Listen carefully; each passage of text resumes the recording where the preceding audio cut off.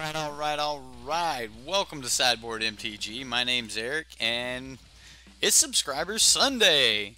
Sunday.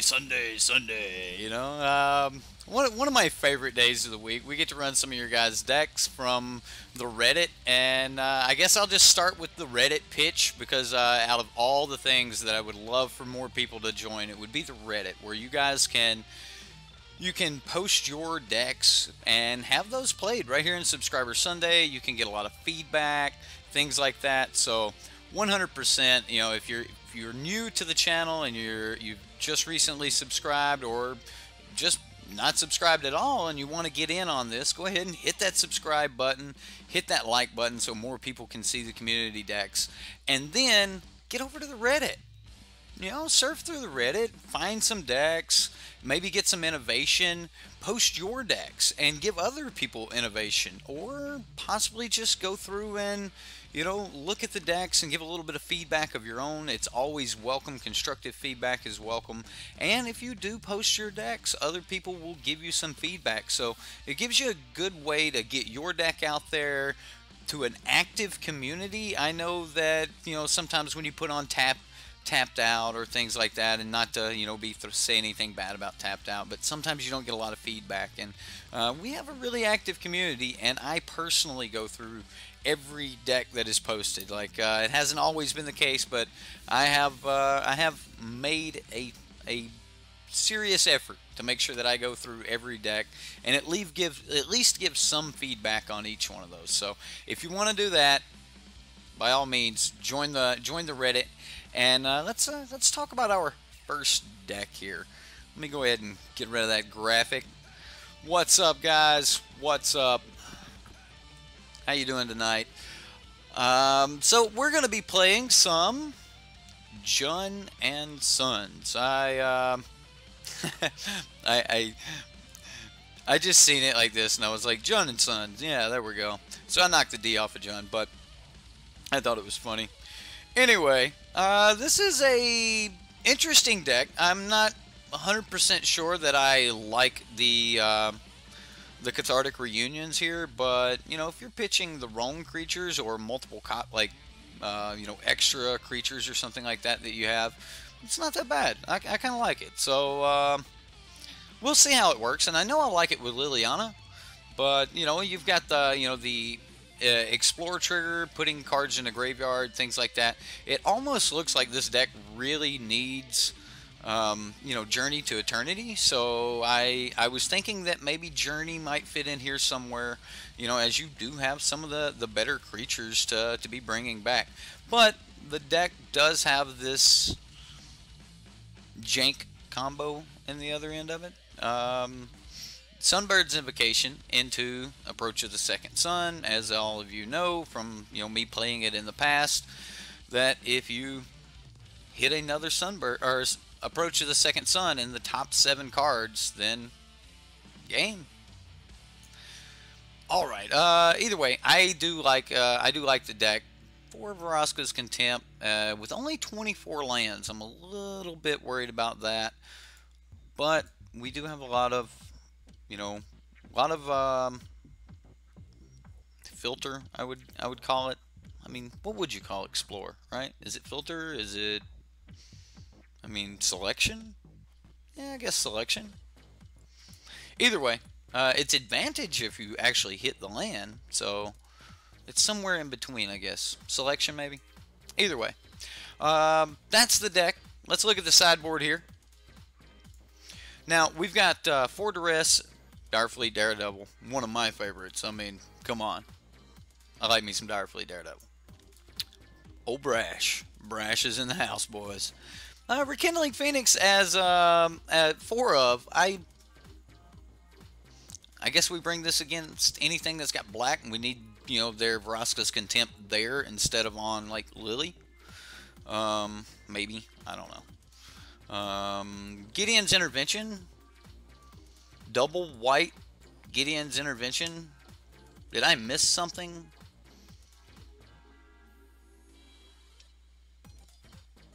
I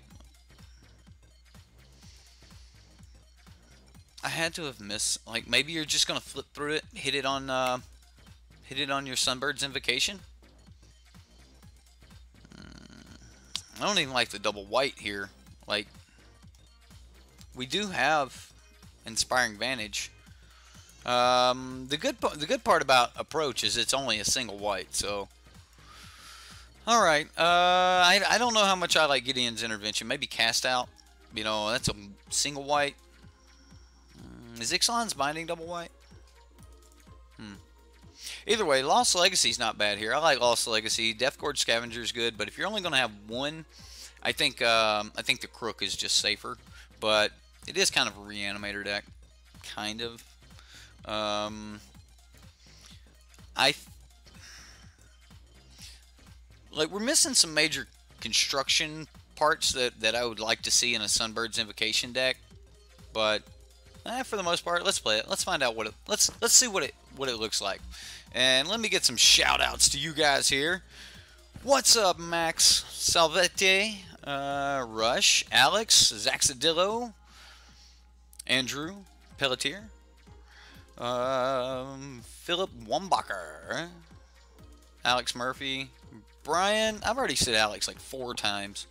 Brian Wheat. Eat your Wheaties. I don't know. That's probably a bad joke, right? Right? Anything control, huh? Court Light.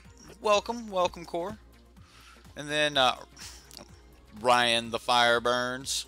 Right? Right? Jansen. Welcome, Jansen. How you doing, bud? And Andrew. Oh. Ski. Yep, we're just going with Ski. I bet it won't be the first time or last you've been called Ski. And Crewfix, of course. Crewfix is here, my man. Eben, welcome, welcome. Alright, so, Robbie. I almost skipped you there, Robbie. Let's get into a game, shall we?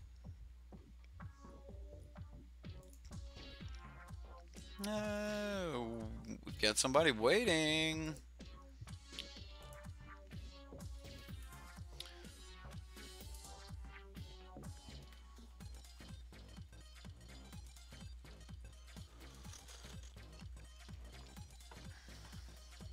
Alright, we won the dice roll. Let's roll. Watching here from Brazil. Well, thank you, Rossi. Oh, no land. Can't keep a no-lander. Well, we got land. We just play this one in. This is going to work. I like this hand. Do we want that? Probably not. So now we have a mountain, which will bring either of these in untapped. Yeah. Chase Avatar. We know what this is. What? Jeffrey, welcome. Yours made it. So Jeffrey has been working on this deck that we're going to be running later tonight. And if you add all of the different decks he put up, the different versions of this deck, all the pluses, he had this one by a mile. So, and all of the different things that were stacked up. Oh, Jeffrey. Everyone wants to see this green-white control work. So, why am I stopping my opponent in my draw? Oh, what a troll. Or his draw.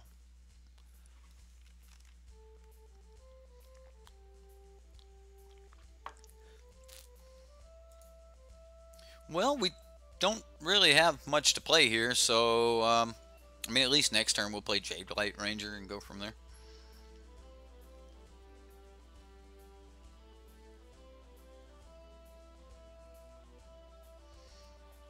Right? Your main deck, Jansen? I'm playing Bant right now and Grixis, so those two are, so far, have been pretty good to me. I think I'm just going to Fatal Push this. Save the Harness Lightning for something bigger later.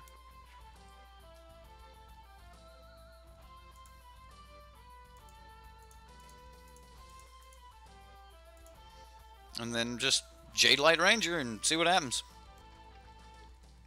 Ooh, Magma Spray. I don't want that. would love a glint sleeve siphoner.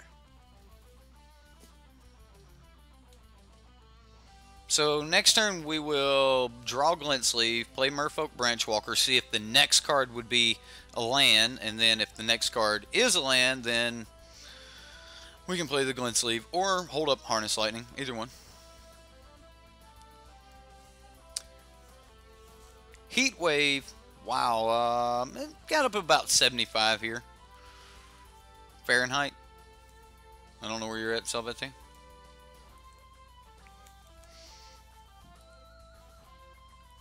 Oh, the Merfolk Branchwalker grew. Well,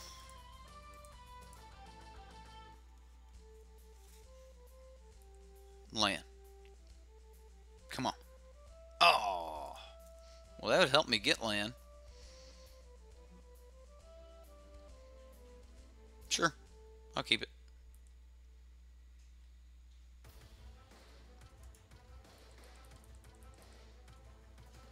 Trade.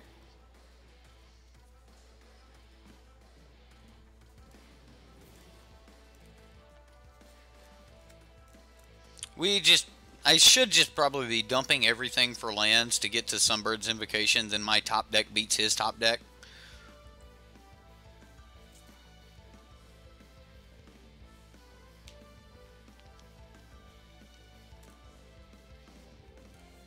Invite you to the clan? Well, what is your name online? Your username is Literal Wizard. I got you.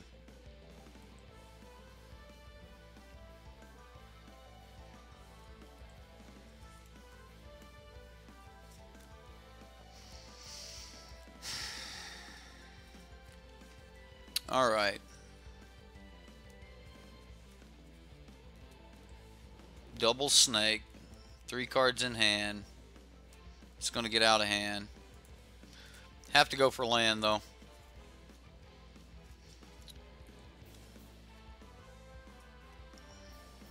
Really?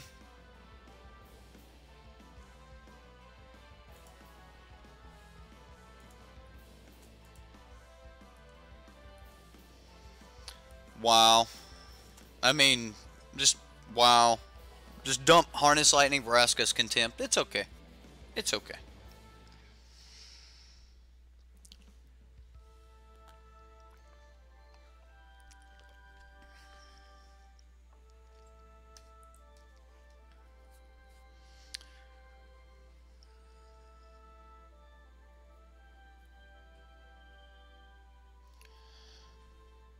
Verdurous Gearhulk. We are so dead. So dead. What am I drinking? Coffee. Good since 1948. Coffee. I don't know. I don't. Insert pitch here. I don't know. It's coffee.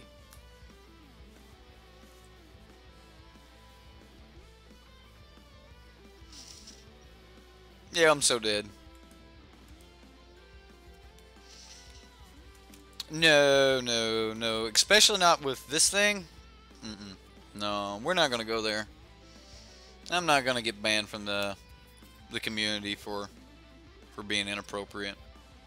I like this too much. It's too much fun. I just enjoy it. Like, hanging out with you guys, playing some Magic. Nah. We're not going to risk that. Alright, so what are we playing here? How do we beat Green-Black Constrictor? Well, we know he's got Fatal Push, so this is great.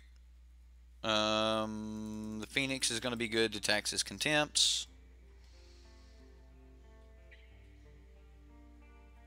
Magma Spray's decent in this matchup, considering Jade Light comes in as a 2-1. So I'm getting rid of Cathartic.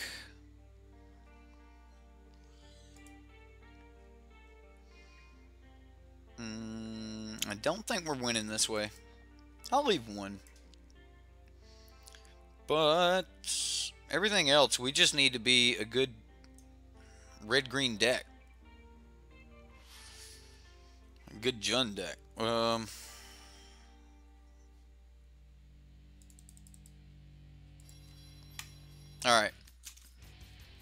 I'm gonna roll like this.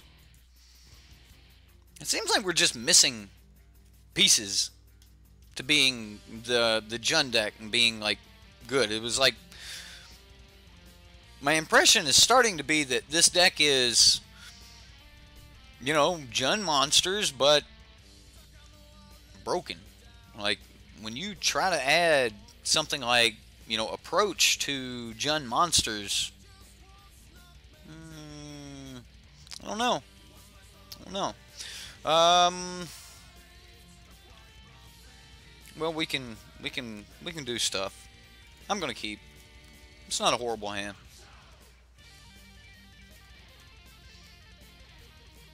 Like turn 3, this will be pretty decent.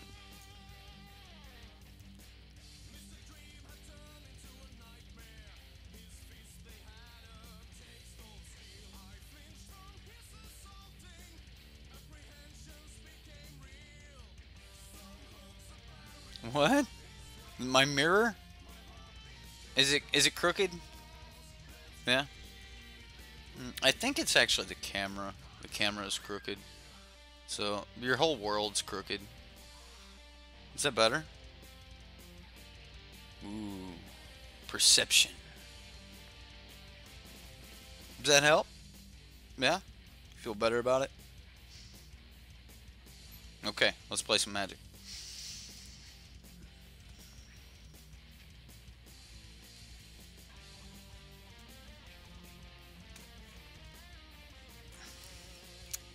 Think that I would have a crooked mirror hanging on my wall? No, the camera is more likely to be crooked than laser level, dog.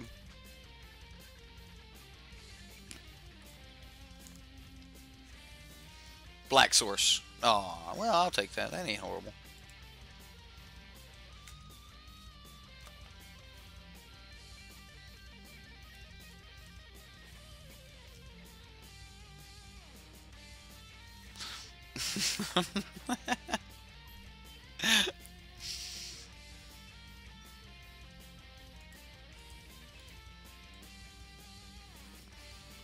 Give him some information.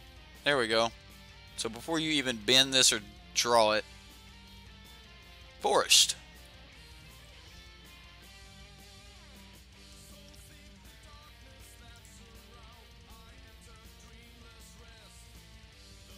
Well, okay.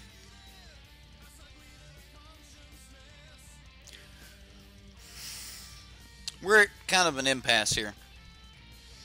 If we get a black source, we can do pretty much everything. If we get a green source, I think I need to play this Jade Light and pray that I get a green land. Otherwise, I need to play this Glint Sleeve Siphoner and get an energy so that next turn I can play a Jade Light.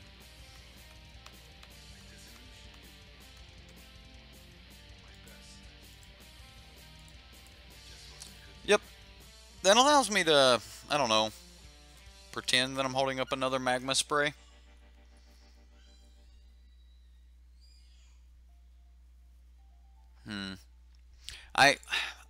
I think that I'm, at least this way, even if this gets killed, I'm guaranteed to make this play next turn. Whereas, if I play this and don't hit, which happened to us last game, remember? If I don't hit, then I can't play this or this next turn.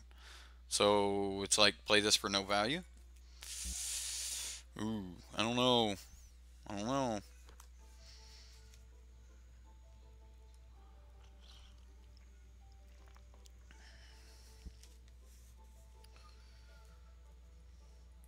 Alright.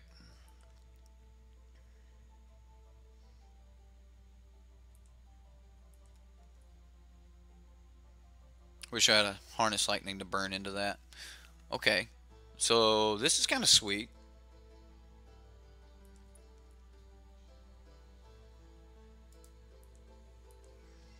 Alright.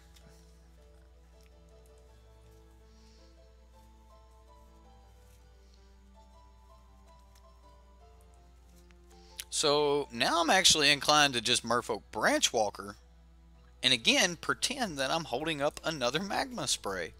I've been kind of pushing that bluff since I cast the first one. I'm okay with it.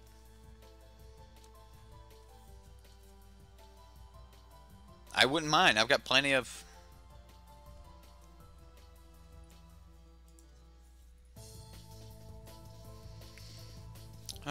That's risky. That is very risky. Now he should like Fatal Push here or something. But we've got double... We've got enough to make green twice, so...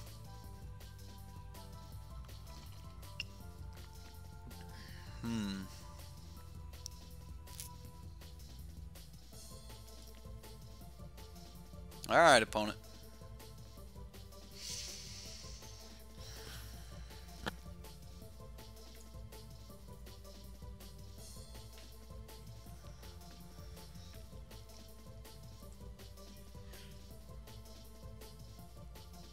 Well, the problem is it doesn't go to the bottom. It goes to the graveyard.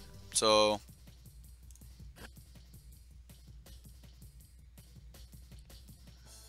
Okay. Well, he hasn't used any removal yet, so that's not great for us. At least, you know, I can either draw an additional card right now and may not be able to play... Oh, well, if he hasn't killed it yet, I can probably get into combat with it. Yeah, if he hasn't killed it yet, I'm going to get into combat with it, right? So I'll have a second main phase green. Yeah, I'll draw a card here. And then that worked all the way around. That was great.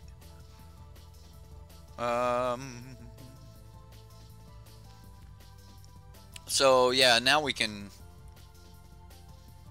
just do the things. The snake's probably extremely important, so he'll either Blossoming Defense for this, or, which is okay. I mean, if I get a Blossoming Defense for a Merfolk Branchwalker, I'm alright with that.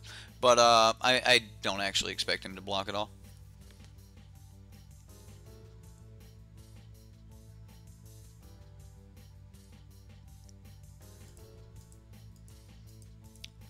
So now we're putting a new tax on Vraska's Contempt. If he has been waiting to just Vraska's Contempt, then we're definitely going to like shift it. Original priority for it in his hand would have been here. Now that has shifted to the Phoenix. So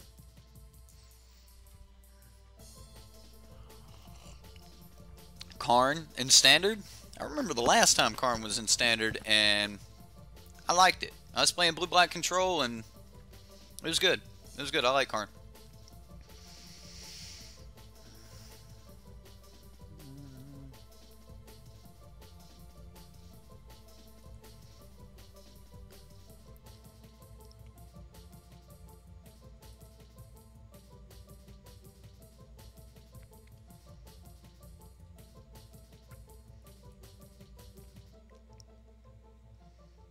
Okay, so how important is this to him? Ooh, well, now it don't matter, does it?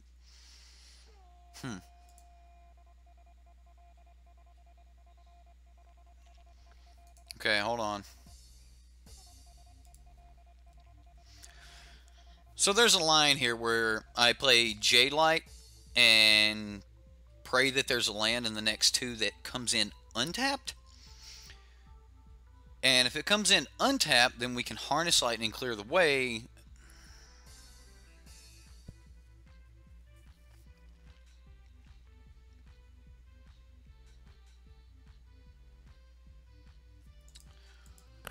Let's take a gamble.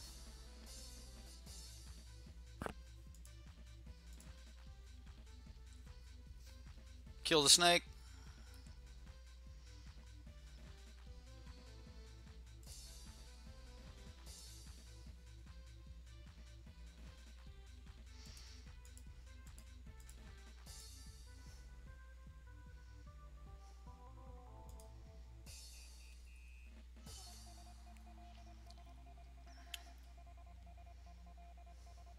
Blossoming Defense. Okay.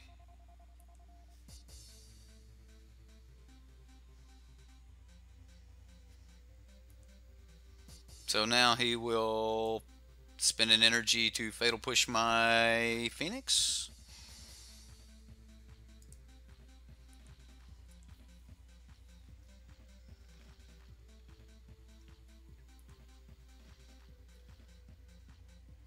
Think twice, reprint. Oh, that'd be nice. Like, just any good flashback mechanics would be great. Just, let's go back to Innistrad. I like some flashback. I wasn't around for the first time flashback was in, but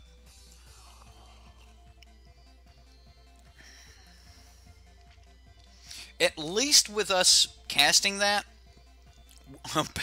I see. I've just heard these nightmare stories about banding.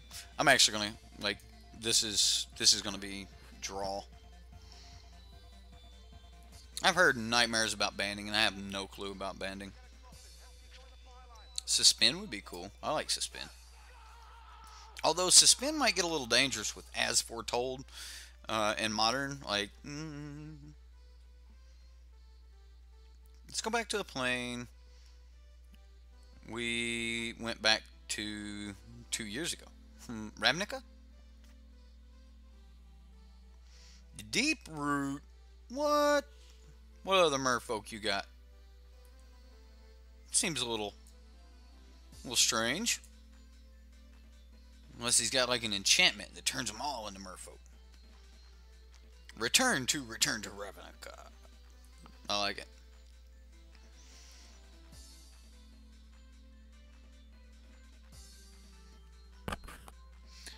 Well, that's nice. 1, 2, 3, 4, 5, 6. Wow, maybe I should have played this last turn.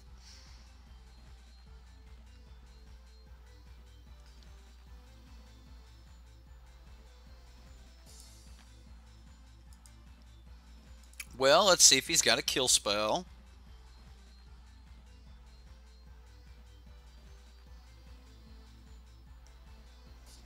You have to do it now. You have to kill my Phoenix right now because I'm going to take your Blossoming Defense. I'm going to swing with my Phoenix. Right. That's what I thought, opponent. That's what I thought.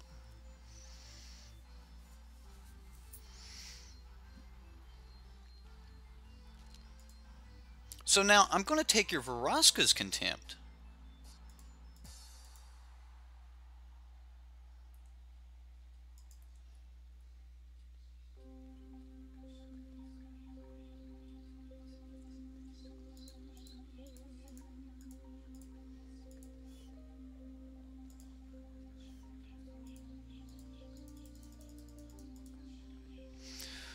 Oh yeah. Oh yeah. Bolt the bird. Now any blocks he has, bad. So like if he double blocks the Glint Sleeve Siphoner, he loses both. And I'm more than willing to trade any of the others for either of these.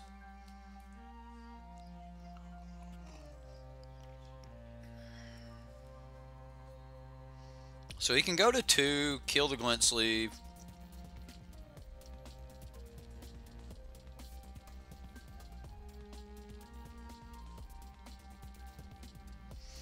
There you go, Nick. Jund Sons. I kind of took all but one copy of the Suns out for game 2 here, and it's kind of, you're right, it's kind of Jund good stuff now. So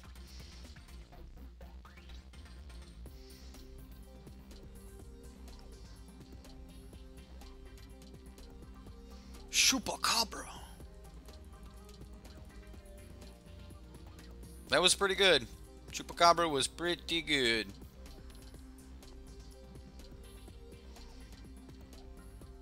Journey. What? Alright. Alright, opponent.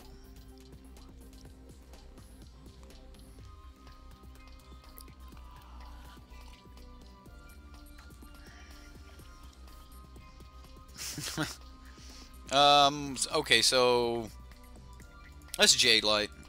We know we're doing that.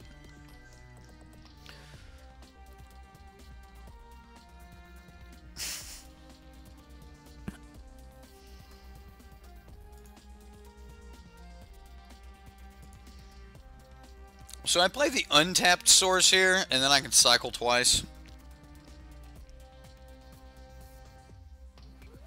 I probably don't even want to cycle right now, right? Yeah, I'll cycle later. We'll kill him with approach. Here we go. Oh, Chupacabra!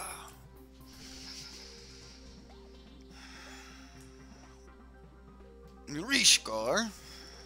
I don't even want to cycle. I want to cast this approach, then cycle.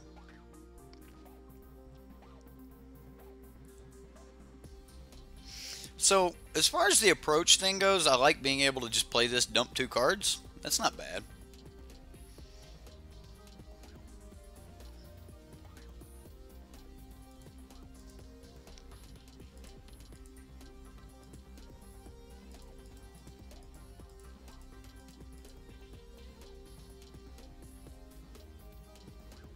Bet you didn't see that coming, opponent.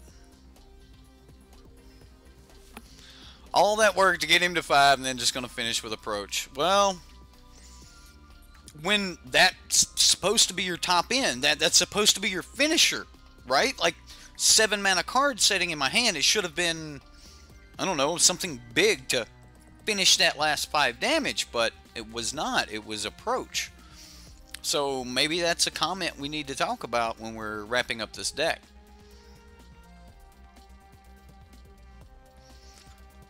It always brings me back to Infect. You know, you don't want to split your deck.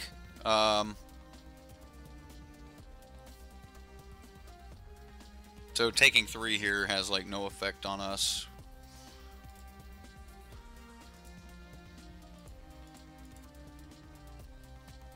That might have been bad to play that white source, because we can't play the next approach until we get white again.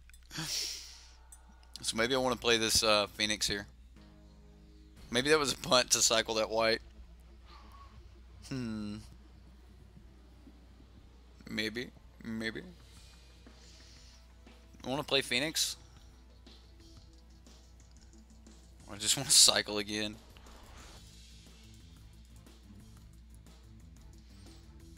Ooh.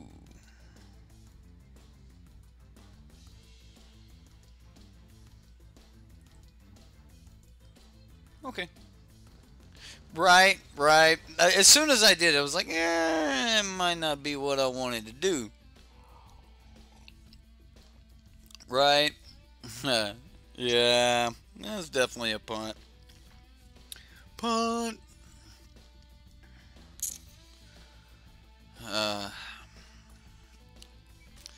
Yeah, well, we'll hope. I mean, we got our Inspiring Vantage in the graveyard, so we've got 1 more of those in the deck, I think. I mean, we could draw a couple more Aether Hubs. Watch, we're going to be like plussing with Chandra and just getting rid of things.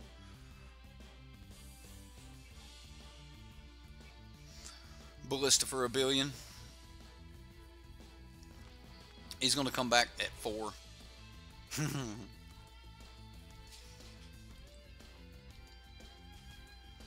Shooting stuff.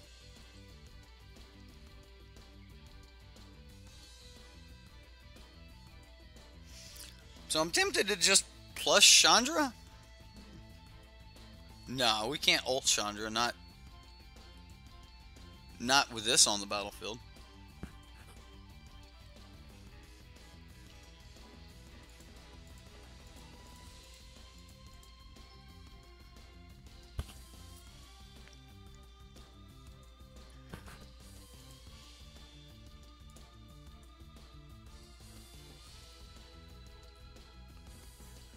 Okay, that was a Canyon Slough.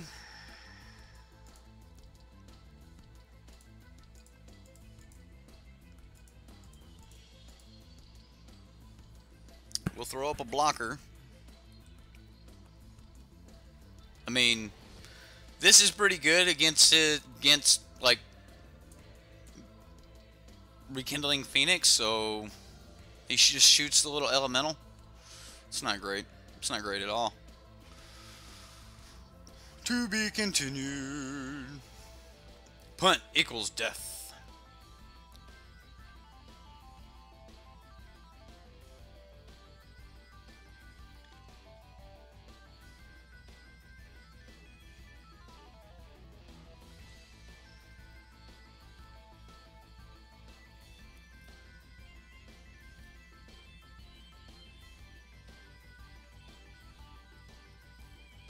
Blocking in bans seems annoying.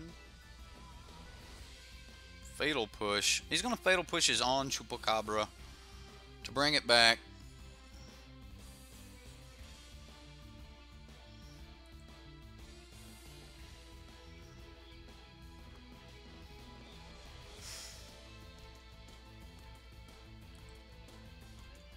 I mean, okay.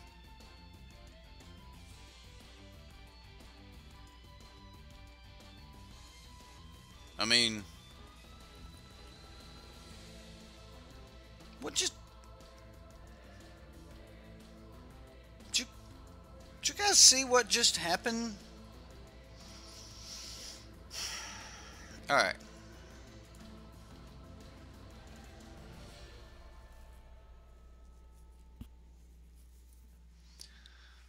Okay, so we're still kind of gen good stuff right now. Let's bring back in Cathartic Reunion so we could draw some cards. Let's have some fun. He's definitely going to be worried about the approach. I don't know why, considering we can't hardly cast it. Oh wow, I punted hardcore, guys. I spent 2 energy to cast approach to make double white. It's only 1. And I said it earlier, it was only 1. It doesn't matter. We got there anyway, but it feels like splitting your damage, like infect versus normal damage. You just this is a completely different win con, and yeah, having it as a backup win con, but normally you want your backup win con to be along the same lines as your primary win con, like maybe an approach with a backup win con of like Revel in Riches or something like that. Or, you know, complete transformation in the sideboard, maybe. But to be, you know, value creatures and then just kind of, haha, I approach. I'm a little against this. Hey, we got through there, okay? We still won that. I don't want to hear it, Rush. We got there. We got there. Jiminy. All right. Try Green-Black Constrictor with Journey. We did that. Almost. Kinda. Sorta. Let's go Death Gorge Scavenger. Like, I gotta get rid of some cards.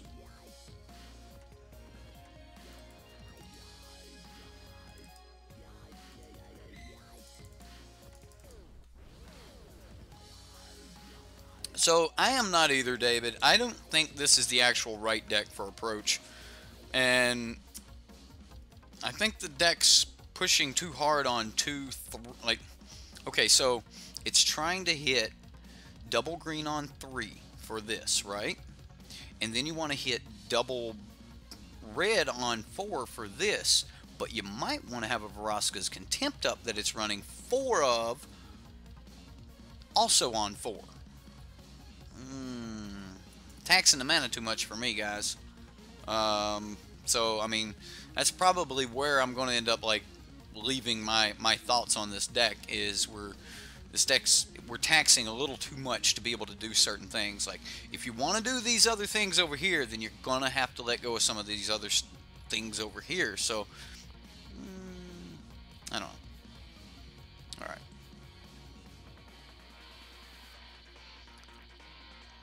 Green source off top.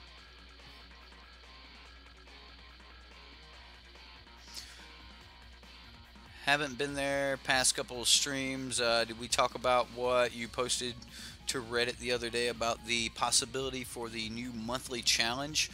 We did. We did. And I like the idea of a monthly challenge. I don't know. I don't know if I want to play by your guys' rules or make my rules and then just hope you guys like them. Um, um, hmm. Well, definitely, it give me the idea to have the call for action anyway. So next subscriber Sunday, not this one. This one's locked in. It's done. The decks are here. You ain't getting in this one. Next subscriber Sunday though, we're doing Planeswalker centerpiece decks. So Super Friends, Infinite Turns, whatever. As long as it's about a Planeswalker, and we're gonna have some fun with some Planeswalkers. It could be like green white good stuff with a Johnny's and stuff like that, but keep it about Planeswalkers, and that's our theme for next week. So if you guys want to post for next week, I'm only going to pick decks that at least have a few Planeswalkers in them, or that the Planeswalkers are the centerpiece. So when you post your deck, you might want to put a little explanation in there about how. What about Jace the Mind Sculptor? There's not a whole lot I can say about that. It's the best Planeswalker ever, right? I don't know. The Scarab God's pretty good. He's a pretty good Planeswalker. I mean, I guess if a modern deck takes it, I'll try to play it. But I don't even know if I could afford to rent Jace the Mind Sculptors right now. They're like what, 150 a piece? Oh, something serious. So I don't know. Okay, so I kill it now. I bank more energy, and I'm going to kill it. So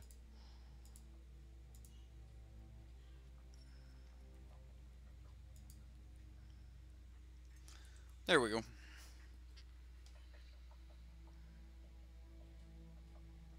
Oh, no problem. I'll take care of it as soon as the stream's over, Rush.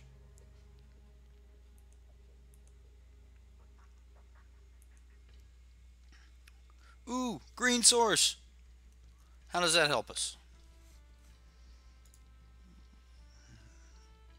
Helps us be off curve.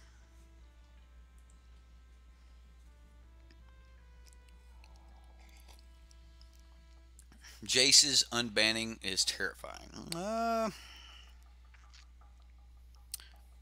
don't know. I've been watching, and it's like, yeah, Miracles is going to be good. He's going to make Miracles good. But I don't know if it's going to be terrifying or not. But I don't play Modern. It ain't going to bother me.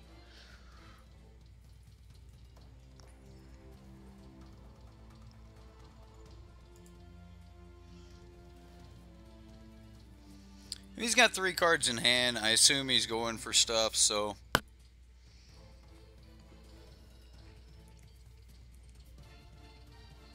I'll take 2 here.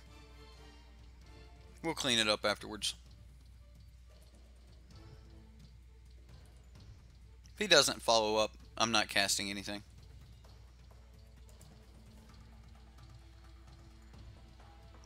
Alright, so we get to basically clean up with Chandra.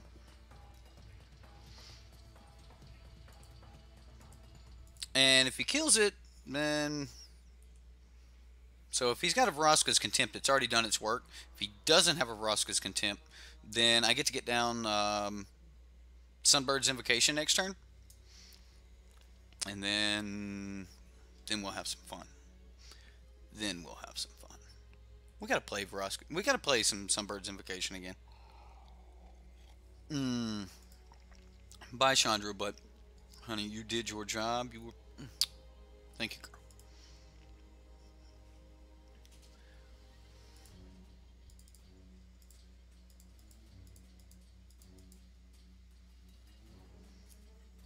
Alright, so Chandra's gonna die to a Chupacabra, which is, it's gonna be alright. We're gonna make do. Chupacabra. Or is he just going to Vraska's Contempt it? Ooh, Verdurous Gearhulk. It's all going to be alright. I think. Pretty sure. We should be alright.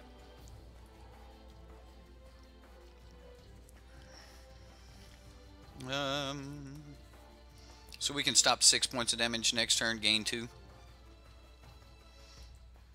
And Chandra blocks 4 this turn. That works. Woo! Alright. Let's just go ahead and do this while he's tapped out so he doesn't... Alright,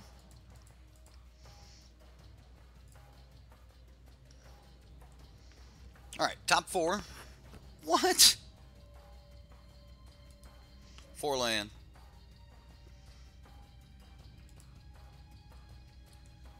Whatever. I'm just going to go ahead and play the Glint Sleeve Siphoner. 2 more land. So 6 land right there, guys. 6 land. Wow. Yeah, I get why they unbanned it, or unbanned Jace. That makes no difference to me. Like, I'm a standard player. I wasn't gonna buy those packs anyway, so I don't care. Like, for me, that personally doesn't matter. You know, for you guys, that may matter a lot. I mean, if you guys are into modern and things like that, double Sunbird Wolf, like 6 deep, just nothing but land. It's okay though. Did you Ooh, I'm gonna Vraska's Contempt you so hard. Oh, he left up the... Alright, whatever. Whatever. Well, alright. Let's cast Lily. 5 deep.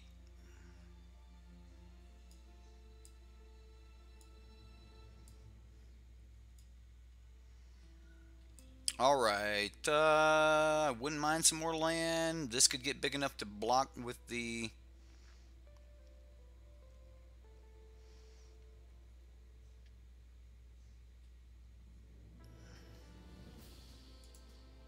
I'm going to cast Jade Light. I think I can get the most value out of Jade Light. Plus, I might be able to dip something into the graveyard here with Jade Light that will be great to bring back with Lily. Yeah, I'm going to put that in the grave.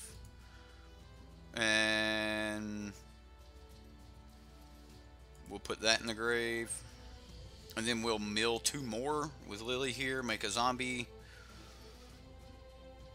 What did we put? We put a Phoenix and Glint Sleeve Siphoner in the grave.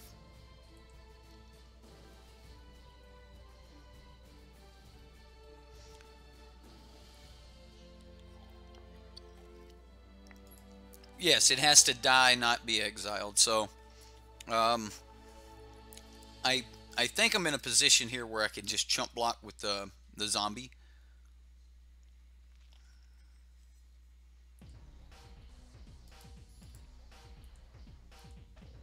And this doesn't kill it.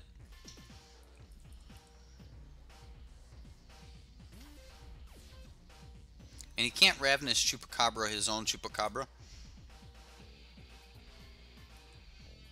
That's unfortunate. Huh.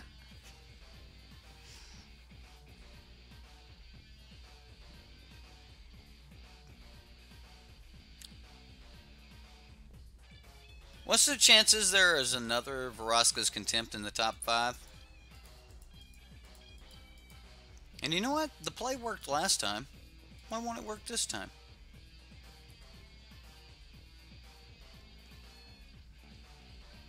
Harness Lightning. It's my only option.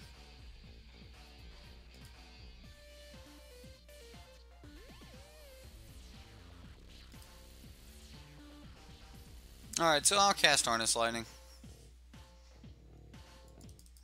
Just bank it.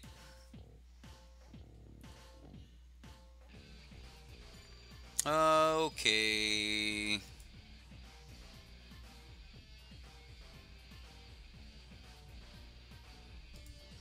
Let's finish this. We're gonna get the Phoenix back. and start swinging. He kills Lily, that's fine. I mean, he's keeping this blossoming defense up, so I'm not really interested in targeting it. So he can stop it from being exiled, but he can't do anything else. Like, he won't do anything else. He would just let it die. Alright, well.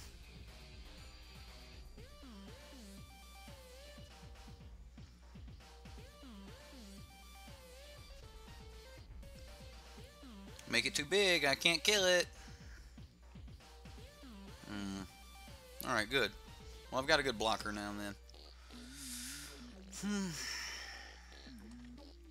Maybe he's got a fatal push for my dude.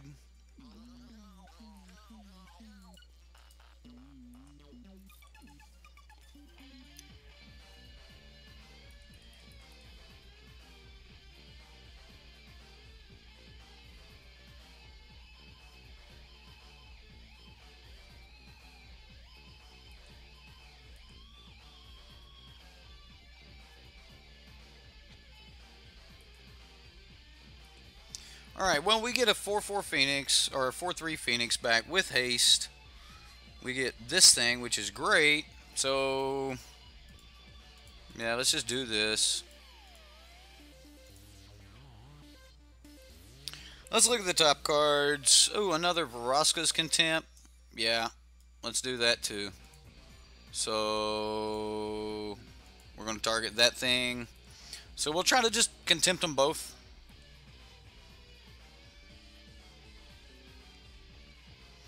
Now I'm going to contempt this one. And that's right, opponent. Good game, good game.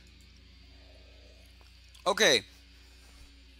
Okay, so let's talk about this deck, right? Let me make sure I've got the right name on this deck.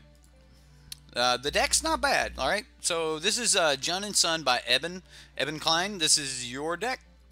Cast Lily, Reanimate, Daredevil. So, when I'm Sunbirds, I'm all in on Sunbirds. There's no better way to get value than this Sunbird. Like, this is how you do it right here. Like, just cast spells, get cards off the top, and that's the thing. Sunbirds is that powerful that there's like nothing else that is more powerful than to just play your deck once you get a Sunbirds down. I mean, because your deck should be full of good spells and, you know, things anyway. So that's kind of why I went to let's just Sunbirds powerhouse through this. I like that. I do not like this card in this deck. This approach from the second Sun, I'm not 100% on this, man. This is not where I want to be in this deck. And I think it's trying to take the deck in a completely wrong direction. It seemed that, you know, the deck ran so much smoother when we were just maybe, you know, rigged, like,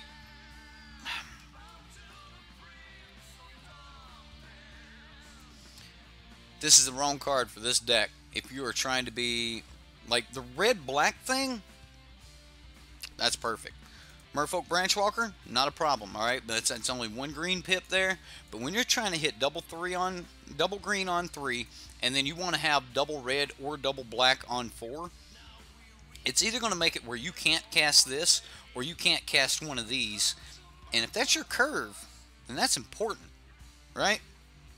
So, and you'll also see most of chat there. So, like, most of these guys, they're right there with me on this is not where you want to be in this deck. This, however, might be where you want to be. Sunbird's Invocation might be, like, perfect right here. Okay, so Rishkar would make me think that now I want Constrictor. Like, at this point, you're turning into... Do I have a copy of Jun Monsters? Here's a Jun mid-range deck, right? Now, this deck actually placed, and let's look at it for a minute. Because a lot of the same feel that you're going for, but, you know, not 100%. So, let's talk about this Jun mid-range deck. Now, you'll see that he's got Vraska's Contempt, but didn't go overboard with the Vraska's Contempt. Yeah, 4 Vraska's Contempt. That's something that you can get your hand trapped into. Like that could happen.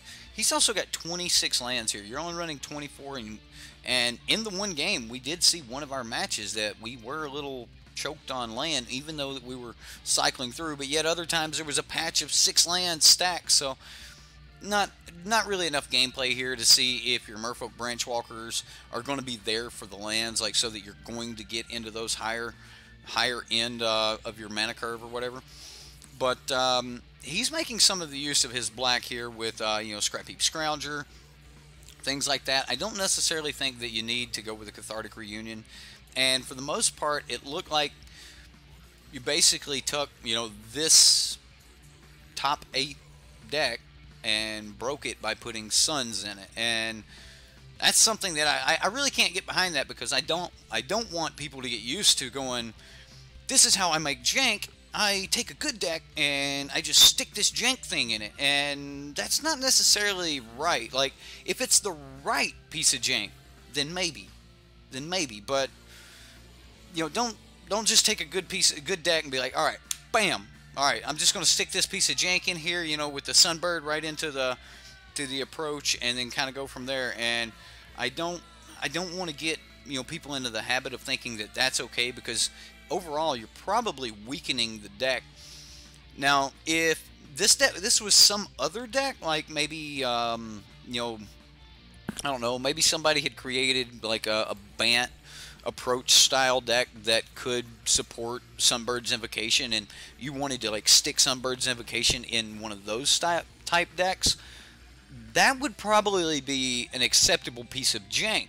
However, here it goes so far against the strategy. You notice we got him down to 5 points, and then we're holding this 7 mana spell, and if we're going to tap out for 7 mana, then you're going to have to, yeah, you guys never seen all this hand stuff here before, but if you're going to be tapping out for 7 mana, and that should have been the finisher, that should have been it. You know, I would have rather had a Ribbons for 7 mana. Like, 7 mana Ribbons would have been 5 damage. So that's kind of where I want to go with that. You know, it was just a computer the whole. Am I? No. All right. We're gonna have to refill this before the night's over. So,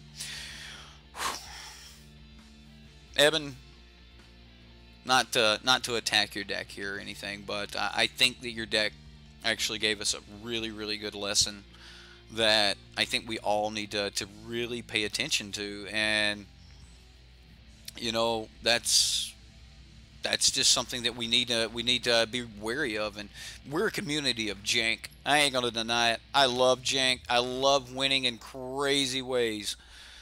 I like winning with the clock. I mean, like, there's just so many cool ways to win at Magic, and I think that's really cool. And I like alternate win cons as much as the next guy, but I think that you need synergy when you're going to mix 2 decks, and that synergy needs to be real good.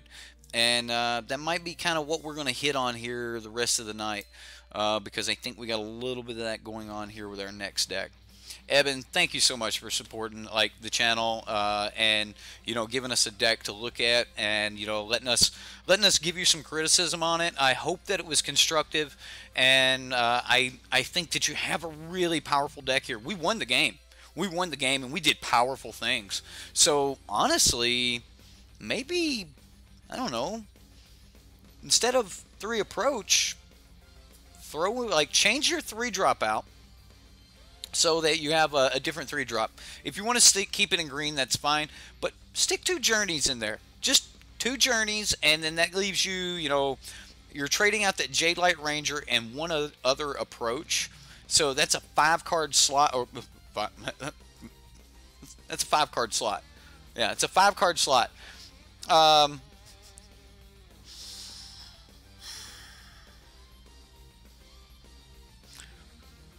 That'll give you some room to play around. I would recommend that you do put that in either, you know, 3 really good pieces, you know, creatures, or maybe some more removal. A Braid might not be bad. I mean, Mardu is still a deck. So, all right, Eben, that's what I got for you, man. I think it's a good deck. I mean, as far as the fundamentals of the deck itself and this part of it went, I think that was great. You don't really need Cathartic Reunion here, so that's actually, you know, 2 other cards. So, man, again, thanks. I like the deck. I like where you're going with the deck.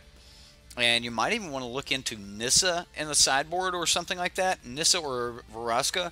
And if you do put Nissa or Vraska in, remember, if Lily accidentally mills one of your Planeswalkers, you can neg 3 Nissa to get back a Planeswalker. So, can really take you to another level in... Honestly, that might be what you want to take in with these other spots, is a couple more walkers and give you some extra reach in those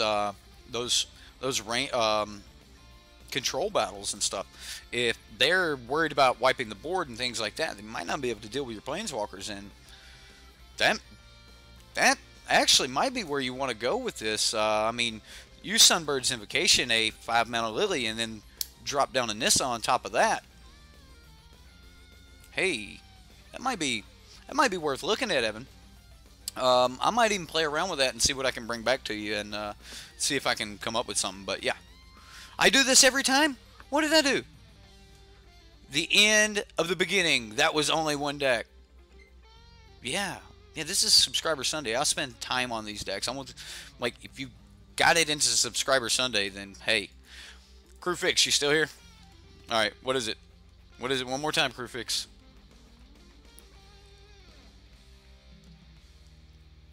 Crew Fix. Calling you, Crew Fix. Anyone want in on invite to the Magic Clan? They're talking to me, the noob. Are you a noob? Magic, man. You're not a noob. Are you?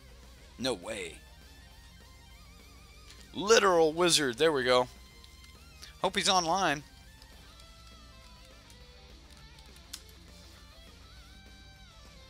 Okay, well, we'll see if he gets in or not. Let's talk about the next deck. Okay, our next deck here is brought to you guys by BigDaddyBowser.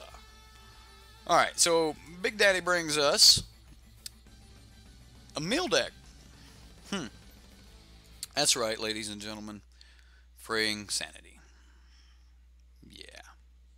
We're going there. We are going there.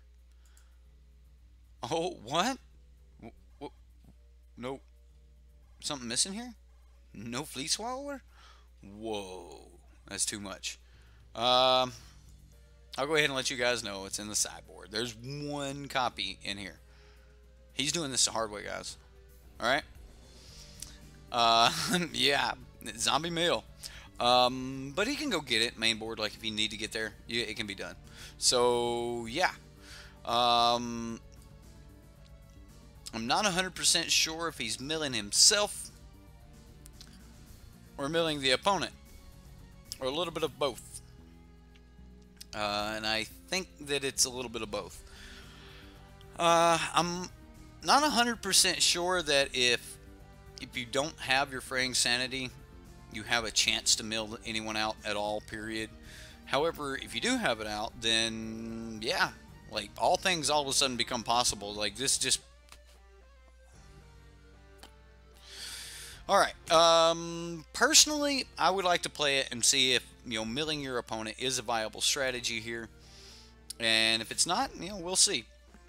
I don't really know exactly how this deck is designed to run. When you look at the deck at its surface, there's a bunch of cards that look like they could be brought back from the graveyard. There's a bunch of cards that you could use to mill target player. There's a bunch of cards that could be cast from the graveyard, you know, things like that.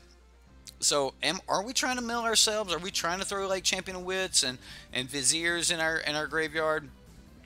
At the beginning of your end step, if you attacked with a creature this turn, target opponent puts the top 4 cards of his or her library. Are we aggressive? Is that how we're getting this done?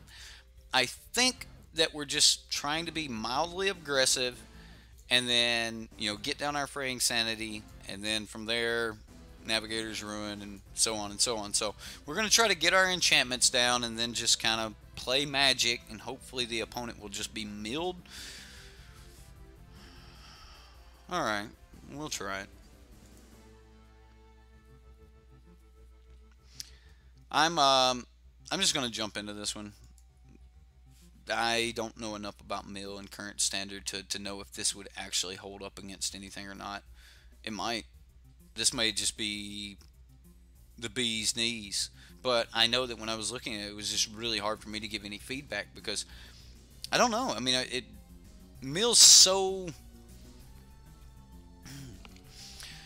All right, so the deck looks like it's going exactly against the grain of infect versus normal damage, as you're swinging with creatures to create mill triggers. So even though it's against the grain, the synergy's there. So there's some want to have creatures.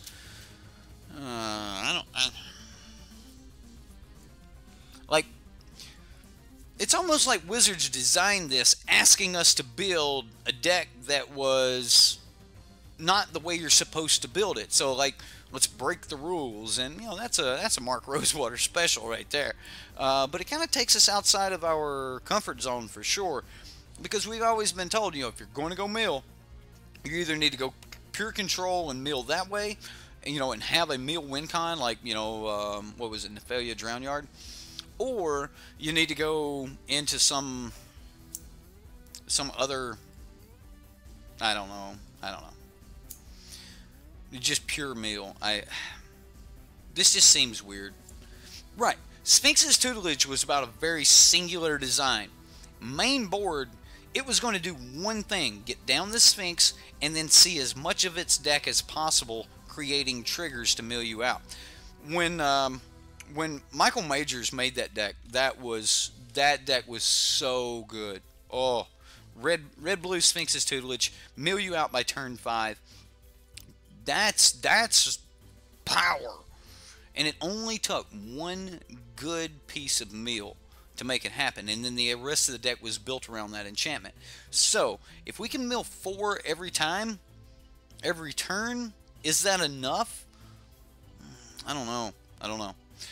We won the dice roll, so we will be on the play. So hopefully we can get some stuff down. We've got a sanity. I'm pretty sure that we're supposed to keep anytime we have sanity. When induced amnesia enters the battlefield, target player exiles all cards from his or her hand face down, then draws that many cards. Let's put into the grave. Oh, yeah, this thing.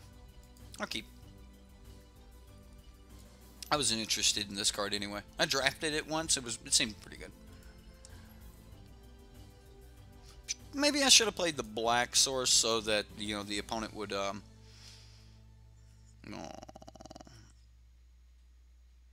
maybe think I had a fatal push. At least now I'm blue-black control.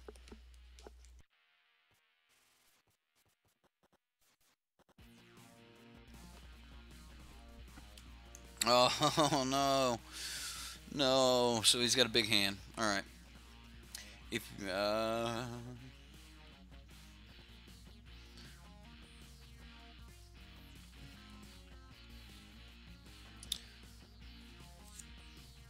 should have Ornithopter in it? Maybe.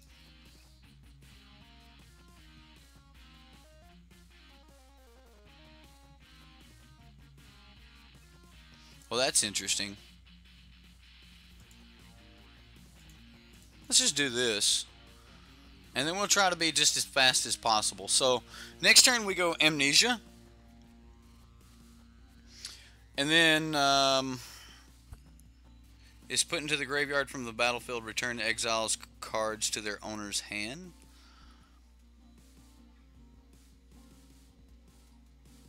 Maybe.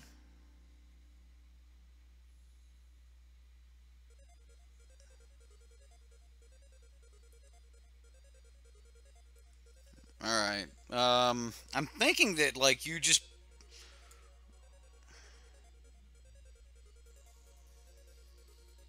like bounce this or something. And then that just makes them, like, would that even work?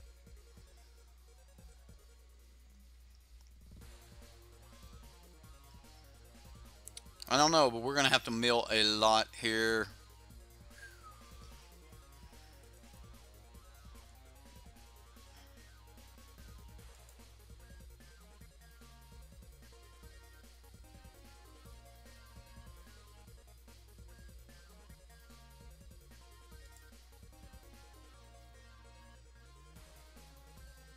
I'm going to say this is how this deck is meant to be played, and I want to see it. If we need to play a different deck so that we're not playing against red deck, I'll play again. But I want to see exactly how powerful this interaction could be. Target player exiles all cards from his or her hand face down. Sure, I'm going to let him cycle his hand. This just seems so bad. I mean, he got 5 cards out of his deck, but is that really where we want to be? Really?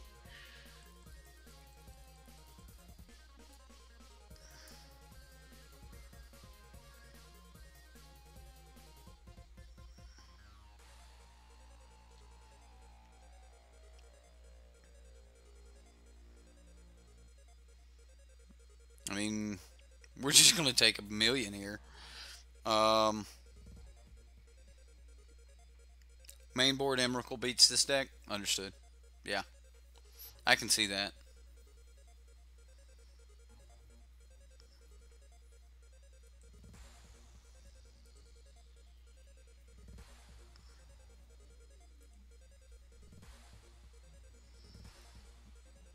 So I'm actually going to champion a Wits here. I get it that I'm probably dead anyway, but I need to make something happen.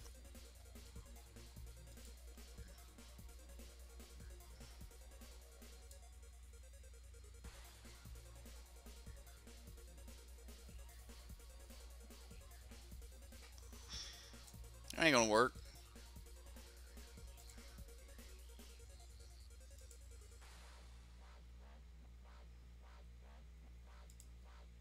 Not enough blue here. I mean, I could have bounced this, yes. But so far, we haven't made him put a single card in the graveyard. And maybe that's my fault for not, like, bouncing this, but this is matched to our second deck. I mean, we were unable to make him mill 1 card. So, like, what am I missing?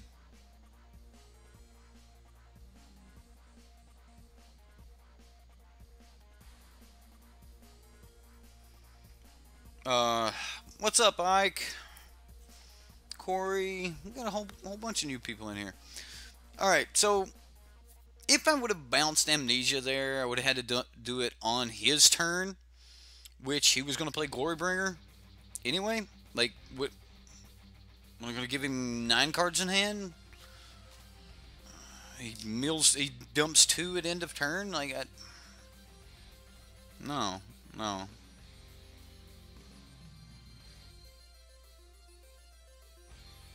Takes a while to set this deck up for a win. Alright, well, let's say that this is better than Induced Amnesia. Alright? So I'm just going to say I would rather have a creature swing than an Induced Amnesia. This is really good against, you know, this deck.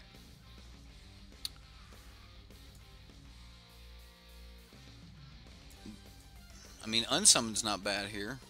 Secrets of the Golden City might be decent. So, like, it's almost as if this deck plans on living into the late game, but it's not going to live into the late game. Rivers against red deck, you want me to bring in a 6-drop? Sure. Sure, that makes perfect sense. I think instead of River's Rebuke, I'm going to bring in Golden Demise. And as far as Vraska's Contempt goes, I'll just copy. I'll copy him. I don't know. We'll leave this. Let's say target player puts the top card of his or her library. We're going to mill 1 at a time by tap. I don't think so. I don't think so. Fleet Swallower, Insanity. Yeah, that's really nice when you can bring back Fleet Swallower on 4, but you put down Sanity and then you're on turn 7 to cast Fleet Swallower. Red decks, you're dead. You're just dead. Like, don't forget, this is a big part of the meta. Like, this red deck, this is 30% of the meta right now. Mathis Silva. There we go. Matt Silva. No blue. Does that seem to be a problem here? This deck is, well, bad. I'm not going to say that the deck is...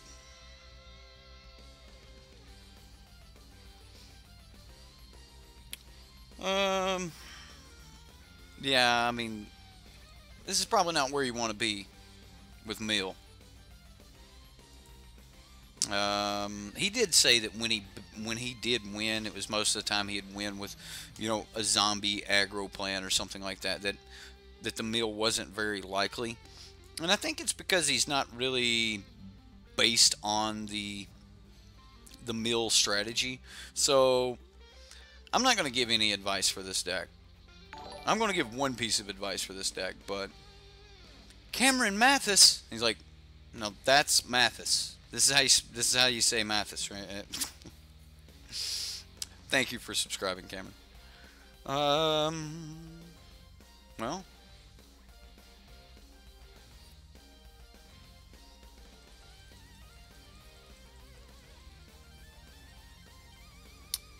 just gonna get our butts kicked by red here. What? The stainless steel cat! That's pretty cool, actually. Stainless steel cat. You guys, like, you're Magic players. You guys like cats, right?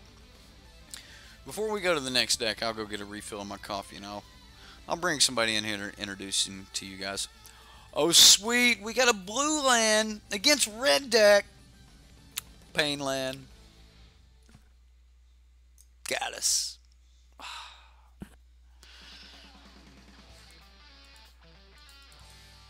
Have to draw cards here. Like, I get it. You might want to put down Fraying Sanity, but you ain't getting there against red deck. If you wanted...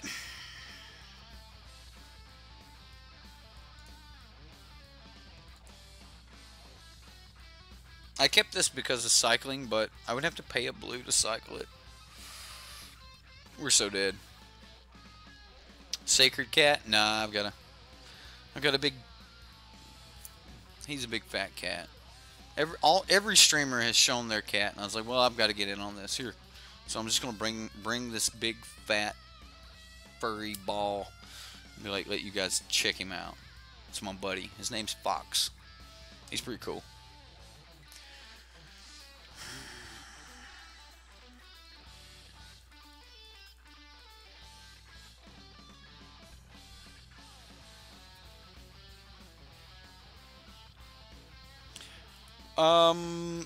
You tell me what in my hand is going on that we're missing. The best thing that could possibly happen is you go turn 3, Fraying Sanity, turn 4, Fraying Sanity, turn 5, Compelling Argument, Compelling Argument.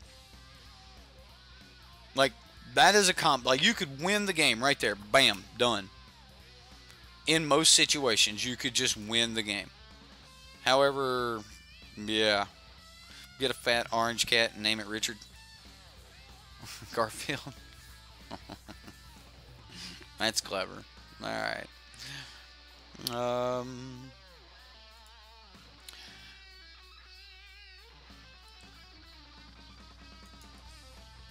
We're dead here.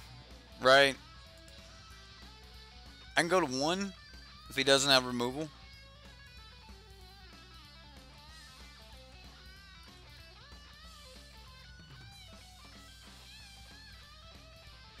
It's just not going to work.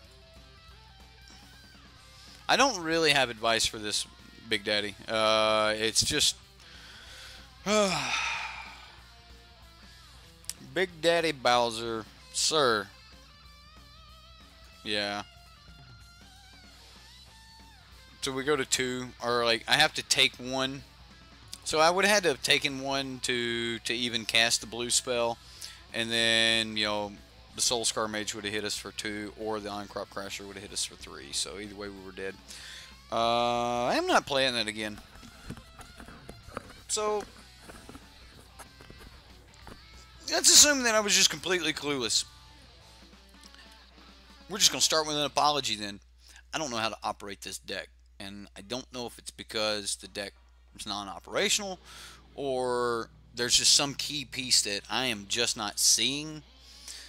Panther Lily. uh, I'm a huge Fairy Tale fan. I like Fairy Tale. If he was a black cat, then yeah, maybe Panther Lily. But first off, I think for the fact that you have this entire deck built around Liliana, that there are much stronger ways that you could play Liliana. Does it look like I'm drinking from the cup all the time? There we go. Anyway, I think there are much better things you could do than just Liliana in this deck. I don't think this is where you want to be. Maybe you're supposed to be milling yourself, but I can't see any viable reason to want to mill yourself. Multiple games there we just didn't have blue sources, so like I don't think you need to be trying to do double black in this deck, which is painful. Like there's no reason that a deck just that full of blue spells was not hitting blue mana non-stop. So I don't like. I get that you're trying to have enough black that you can cast maybe a turn 1 black source, but there's no other reason to be in black that I can see that will help the strategy. Like Liliana is a payoff for milling yourself, maybe if you're in a creature strategy, but not necessarily any payoff whatsoever into a mill strategy. So yeah, I like the fact that there's a Navigator Ruin. I said I had no information for this deck, but I guess I do. Like, it just seems like that we got some structurally broken things here, and I hate to say that, but this is not where you want to be. You're not going to create enough power or value per turn to be able to make things like this work. So if you are trying to do damage, then at the beginning of your end step, if you attacked with a creature, okay, so you want a creature that you can swing in and you don't care if it lives or not. Really? Like, that's the way to mill? I think if you really want to be mill in our current strategy, then you want to go Fraying Sanity and use some cards to mill yourself a little bit, putting, Fleet Swallower into the graveyard and Godpharaoh's Gift, and then refurbish back Godpharaoh's Gift on turn 4. You're not going to turn 3 this, but on turn 4, refurbish back Godpharaoh's Gift, and then get your Fleet Swallower and swing for lethal. As soon as you attack, you're going to mill half their library, and then if they can't get rid of your Fraying Sanity by the end of turn, then they're going to get another triggered there for the other half of their library, and it's over. So, like, if you're wanting to mill, that's probably one of the better ways to go with mill. I just don't think that this is where you really, really want to be. Like, honestly, if you want a better way to mill, then Pure Desert Control. Don't even put another win con in it. Just be like, no, I'm going to turn every desert I get out of this deck beyond 3, pull out the 3 that you know you're going to want and need, and then every desert after that you sack it to an empty rivulet for 4 cards. You could run that with Fraying Sanity. Like, that would probably be a legit way to mill. Yeah, Big Daddy, I'm ripping it apart here. No, you're good. You're good. I'm going to let that go through. I'm ripping the deck apart here, man. I wish that you'd tell me exactly how this deck's supposed to operate, man. Because I don't like it. I don't like what you got going on here, man. He's like, I know it don't work. Okay. I hope that you heard most of that. I just think that this is not where you want to be. Like, either Desert Mill Control or with Fraying Sanity. Desert Mill Control, each desert is milling 8. Like, that's probably viable. That's probably viable, like 100%. Matter of fact, I could probably build that fairly simple just by the backbone of like Bant approach. I've milled so many people with this Bant approach deck. It's ridiculous. Like, you go that route with it sometimes. So like, I can see just maybe Oh my goodness. 3 Fraying Sanities against control deck. Out of the side, just... Oh. That's probably going to show up in my Bant approach list, like my paper Bant. I am probably going to put 3 copies. Like, I don't know where I'm going to make room for it, but this is my paper Bant, by the way. And I don't know where I'm going to make room for it, but against control, that might be decent, because I do go that mill route quite often.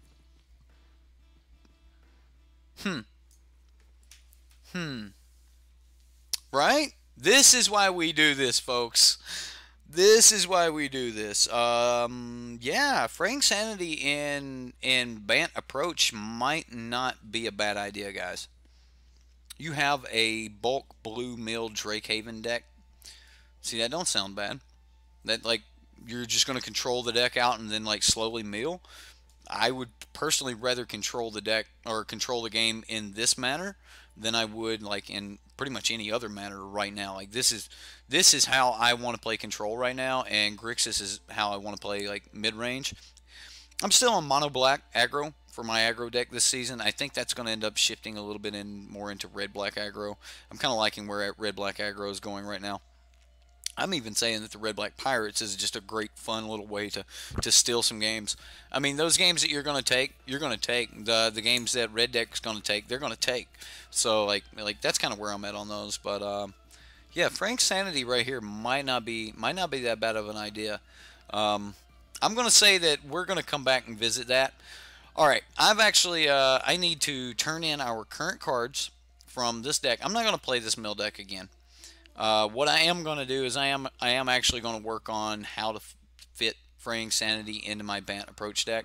We're supposed to play a Bant approach deck for Dev's deck, and I'd already played Bant approach from Jim Davis's list, and Dev's deck was just a cheapened down version of that, like not in a bad way, just made into a good budget version, and not missing the good cards, so it was fundamentally built and sound. I don't want anybody to think that I said that Dev just said, we're just going to cheapen it down. No, he wouldn't do that. He's strictly better Magic, but sometimes better is a little bit cheaper and more affordable. So,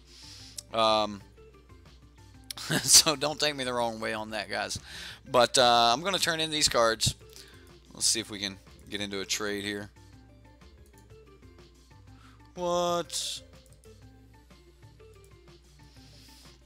And then we'll get our last deck. Am I going to have to request a trade?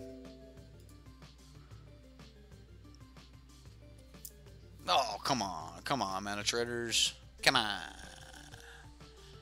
Yeah, see? Alright, we'll request a return. Okay, ladies and gentlemen, so what we're going to do right now is I'm going to go ahead and get my wish list ready here for the next deck. Aww.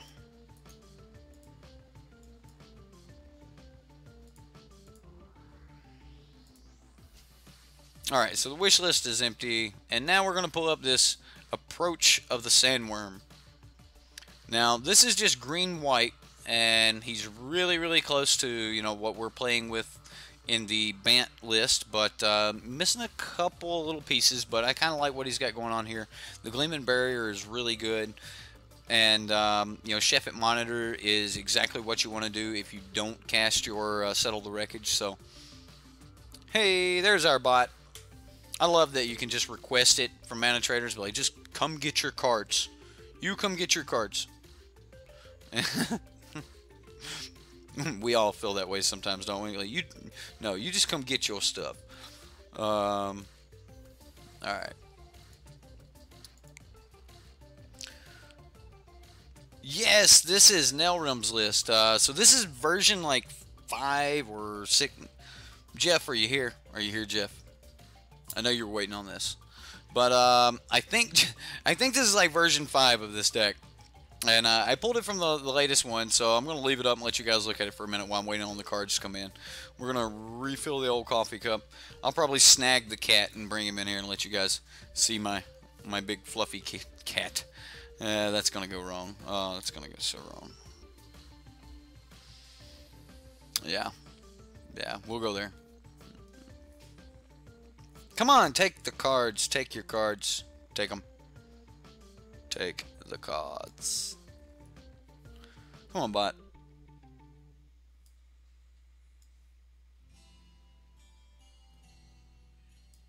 There we go. What? Trade is left the conversation. Why would you leave the conversation?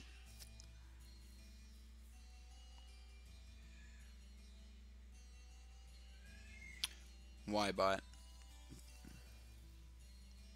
Well,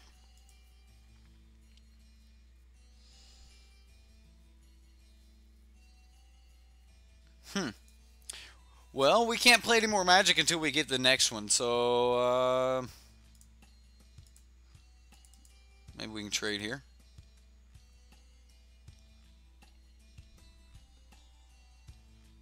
Come on. All right. There we go. Take your cards. Manatraders is being mean. Just take your cards, Manatraders. If the bot accidentally took a card like that is yours, that was probably why it canceled. So it won't accidentally take your cards. So if that happened, that's probably why it canceled. So that's kind of a good thing. It's a little frustrating, but it's a good thing. I've yet to have, you know, Manatraders actually take my cards from me. So we're gonna add these missing cards to the wish list. Again, just exporting the wish list here, replacing the previous wish list we had. We'll jump over here to the builder, import a deck. Remember, if you want to sign up for Manatraders until the 24th of this month, you can do that. You can sign up. You can sign up for Manatraders using Sideboardmtg as your I'm sorry, chat. Chat got me. I'm sorry. I looked down at chat. David. All right, reset pitch. Here we go. If you want to sign up for Manatraders, use Sideboardmtg when you sign up. It's good until the 24th. It'll save you 10% on your first 3 months, and you know we get a ticket for every person that signs up. So you know that. Thank you. You will be helping out the channel as well. Also, if you want to purchase or rent anything in paper, they do that as well, and they sell online cards, and if you want to buy cards in paper, that is coming soon. So it's pretty simple to be able to switch out decks and stuff. Usually only takes a few minutes, but you know that's what we got. Either way, this is going to be here for a few minutes. I'm going to let's just do it like this, where we got Approach of the Sandworm. Now, I really like this deck because it's not necessarily just an approach deck. This is a ramp deck. We're either going to ramp into a spell or we're going to ramp into a Sandworm's Convergence. One way or another, when we get to the top of our curve, it's going to mean some devastating stuff for the opponent. They're going to have to answer that Sandworm's Convergence right then, or they're going to have to answer, you know, approach. And I'll promise you, if it takes you two turns to get to an approach to recast that you put down 2 5/5s, that's still probably going to start ending the game really quick. Sandworm Convergence is really, really powerful right now. Shuts down flyers, shuts down a bunch of things. So, and if you've got a Convergence down, most of the time it's going to buy you enough time to get through your approaches, even if it is against like Grixis Control or Grixis Midrange, and they can just keep hammering every 5/5 that you put on the battlefield, which I promise you, they're not going to do that for long. All right, if they've got to answer the rest of your deck plus that 5/5 every turn, it ain't gonna last long. But if they somehow manage to do so, that'll buy you a lot of time to get to these approaches. Also, gives us a lot of opportunity. Like, we can go one way or the other. Now, I don't like the fact that negate would stop both of our win cons. So there are some things in the sideboard here that can just like cancel that. Like, we can just switch over into the Carney T plan, and we can switch into the Tendershoot Dryad plan and just go completely wide. Now, originally, like we had played around, like I had worked with him a little bit on this deck already, and this version 5 of it, I'm not going to have a lot to say about it because I think Jeff's already heard most of what I've got to say, and this was originally cats, but you start getting multiples of these on the battlefield, and cats look a little weak. Just saying. I'm just like, these things. I like Tendershoot Dryad, and the fact that he wanted to play it, I had no argument. Like, I get it. Fine. And, you know, if you're dying already anyway. Tendershoot Dryad's fine. I think the card's just, it's fine. Maybe Regal Caracol's better in some vacuums, but I would say there's also some certain matchups where Tendershoot Dryad's a little bit better. You know, if Fatal Push is a serious thing, are they going to Vraska's Contempt this Tendershoot Dryad in game 2 or 3? Did they leave them in? If they're expecting you to be a control deck, an approach deck, or even the sideboard side of these approach decks are pretty much just Carnage Tyrants anyway now, are they really going to be saving Vraska's Contempts for Tendershoot Dryads? I don't know. Maybe. Maybe they will, maybe they won't. The rest of his sideboard's actually really streamlined. I really like having the 4th Settle the Wreckage. I like to bring the 4th Settle the Wreckage in when I'm bringing in the Carnage Tyrants and stuff, and kind of back off on one of the Fumigates from the main board. You know, because I don't really want to wipe the board. I would rather, you know, try to get in and leave myself open. If they're going to swing in, that's fine. We'll just settle and go from there. You do kind of worry about those decks that have got blue or black, because they might be able to like duress you right before they swing, or they might be able to, you know, negate the settle when you get to go for that, or something like that. So I do worry a little bit right there, but you know, Carnage Tyrant, top notch. That's the way to go right there, guys. Authority of the Consuls, you know, 3 of these. When you need it, you need it. You know, Forsake the Worldly, I kind of like the fact that it has cycling, so if you end up pulling it when you've already dealt with, you know, the enchantment, or before they even get their enchantment that they may or may not even have, and you really need to go for other things, like this gives you a, you know, a turn 2 something you can cycle through to try to, you know, get down to that Settle the Wreckage. And against certain decks, you might really need to be there, but against any deck that, you know, you really got to be on the race with, I don't know if you're really bringing in Forsake the Worldly anyway. Also, I kind of like this over fragmentize, but I don't like this as much as Cast Out. So the fact that we don't really have cast outs in the main board, maybe this should be Cast Out. I don't know, but I do like some number of Forsake the Worldly here, but that's kind of the only real thing I've got. We've kind of been on the fence about this Gleaming Barrier a little bit. Aggro is becoming a thing, so you know, the Gleaming Barrier might be great, might not be great, but if you look at this deck from where we were at the first time we played it and played around with it, I think that the green-white control deck has actually come a really long way, and I actually think this is something that could be extremely competitive. We're going to be able to race into this 7-mana spell. We're going to be able to play this on turn 5 most of the time, and we can even play this on turn 5. So we've got pretty much everything we need here. So all we're doing now is we're waiting on some cards from Manatraders. As soon as Manatraders brings us our cards, I'll be back with you know, fresh coffee, and we'll play the game. All right. That's what I got for right now. So we have to wait on the cards. I'm going to take this opportunity to take a quick break. I'll come back and we'll finish this up.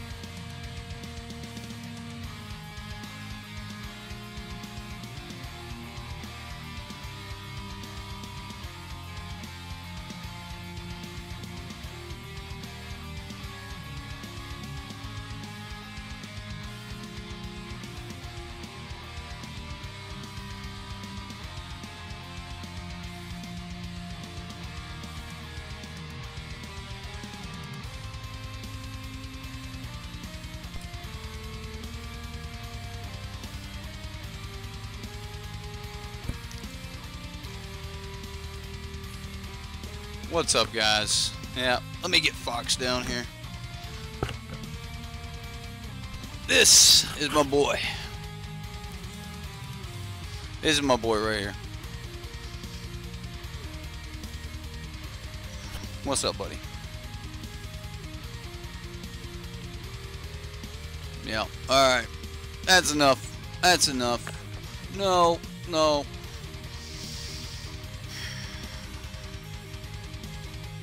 He doesn't like me. We don't get along. Do we? Anyway, I've got coffee now. Let's get this music down a little bit. We'll get into it. Lamp, there's something in front of you.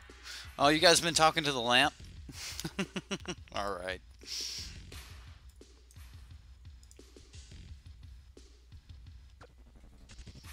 Did I make the wish list before we turned in the other cards, so now I don't have all the approaches or something? Nah.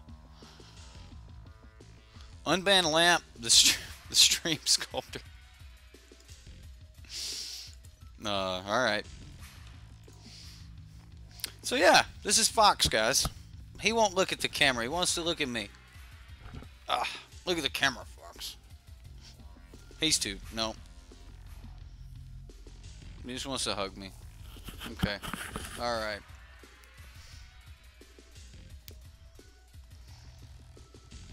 Alright, buddy.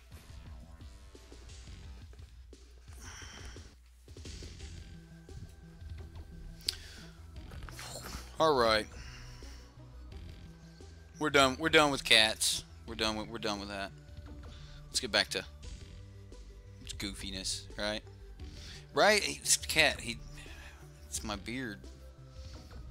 He wants the beard. That's what it is. He'll do headbutts though.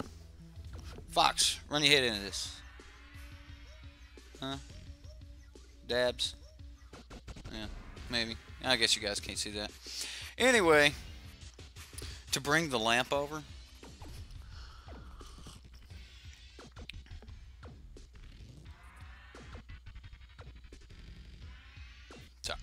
Sorry.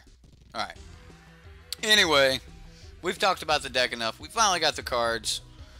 Let's play some Magic. This is going to take forever anyway.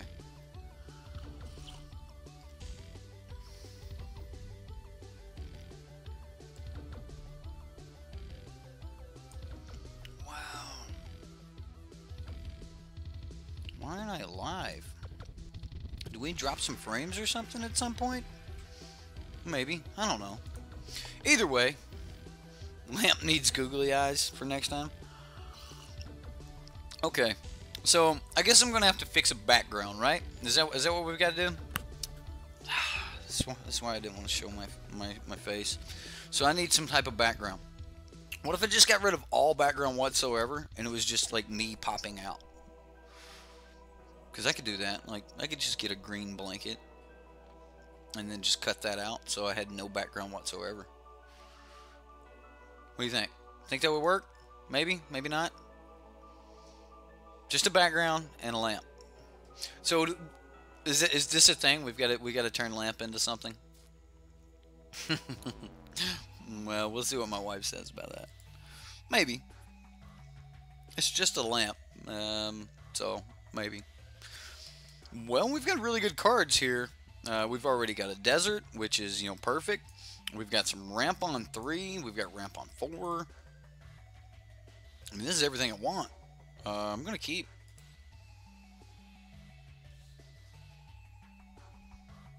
Needs googly eyes. Alright. Needs googly eyes. Lamp is a thing. Alright. Lamp is a thing. I don't know how, but lamp is a thing. That'll work. Green screen isn't necessary. I looked into it, and yeah, I mean, you could do it with like, you can do it with any color, but I thought about it. Oh, he gets to pull a creature. He got lucky.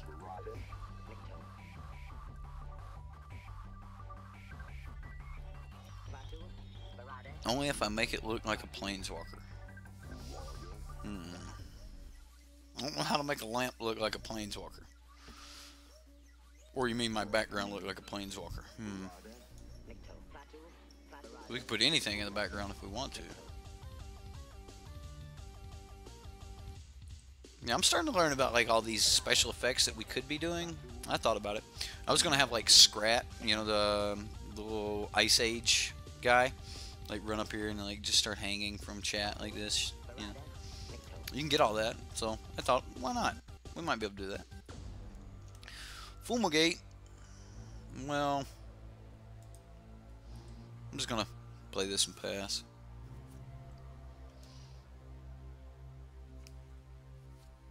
A lamp planeswalker like Nightbot, but better.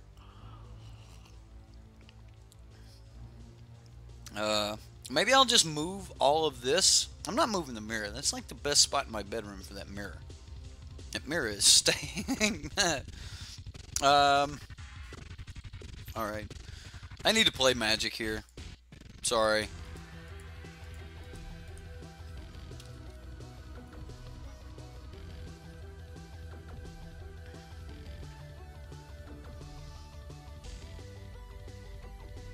Lamp, bringer of light. Ugh. That's it. Hold on. Let's get to Nightbot. Commands. Add command. Lamp. Lamp.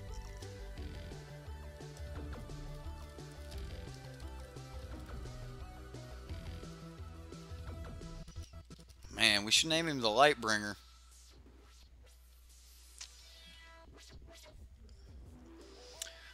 Bringer of Light. That'll work. It's a good play on the Lightbringer.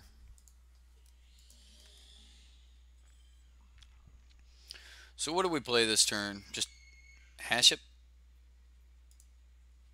Sure.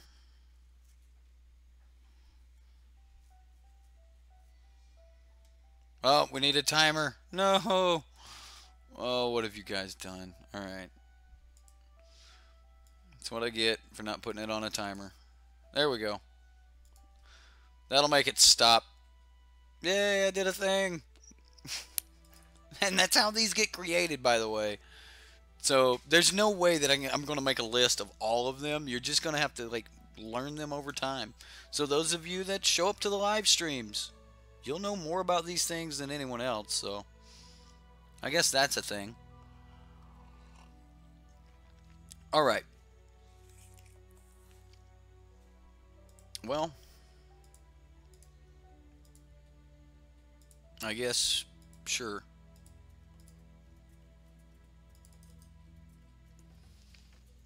And pass.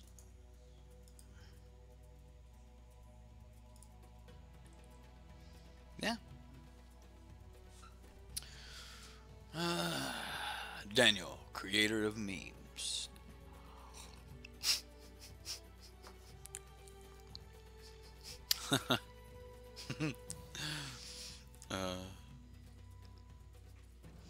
At least you guys have fun with it.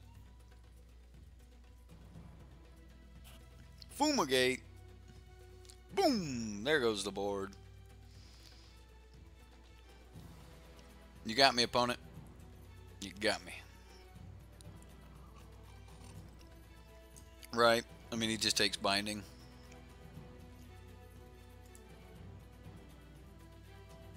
Sweet.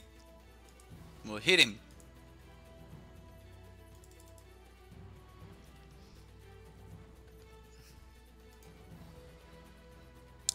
So we can just pay double blue here and exile a land.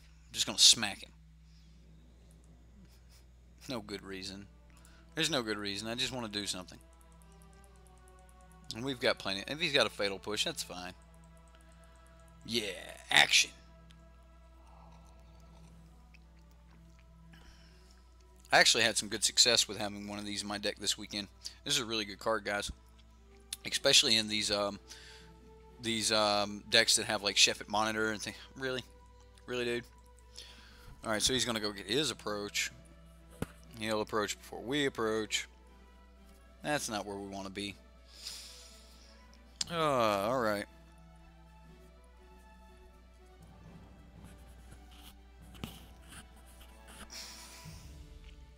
That is not where we want to be. It's definitely not something we want right now either.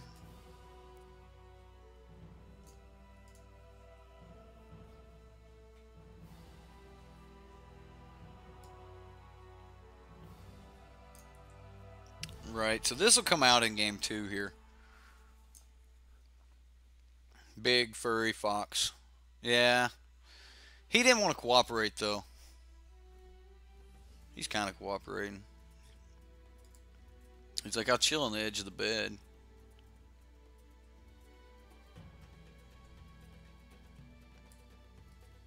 I'm gonna drop the whole camera. I know it. I know it. I don't want to do this.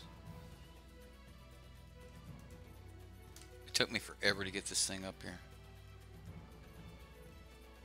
Well, y'all can see him roll around over there. It'll be alright.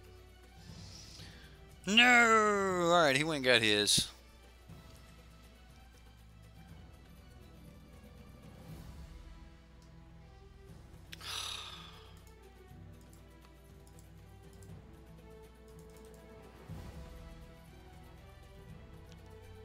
That don't help.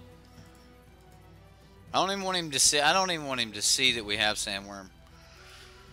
1, 2, 3, 4, 5, 6. I can't even play it. 7, 8. I mean, I can play it next turn, but it ain't gonna do us no good. Ain't gonna work. All right. So we just pass the turn here. All right. There's an argument to like fumigate, wipe the board right there to get the extra treasure. There's no need.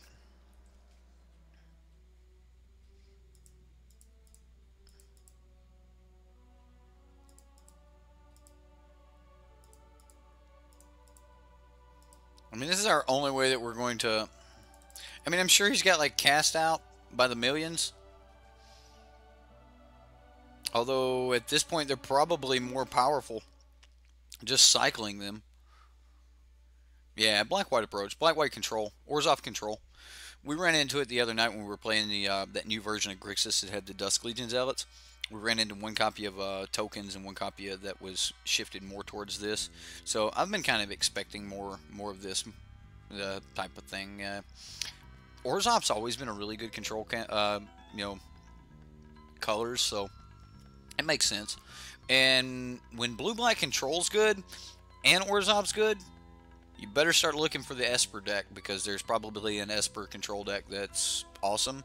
If there's not just like non-reasons to be in black in both of the other two strategies, or non-reasons to be in the other color in the other two strategies. So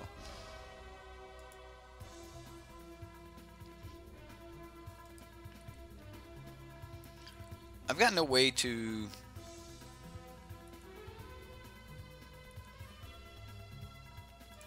I guess I just...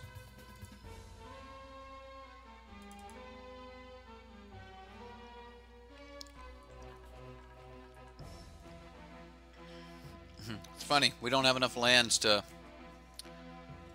flip this. Ixalan's Binding's so gross right now. Yeah, Ixalan's Binding's perfect. Here we go. Congratulations, opponent. Alright. Alright, so he's got board wipe, so Carnage Tyrant's not where we want to be. Fumigate's not where we want to be. Or Fumigate might be where we want to be. I know I want these Forsakes, and don't think I need the Baffling in. So we've got a lot we can take out.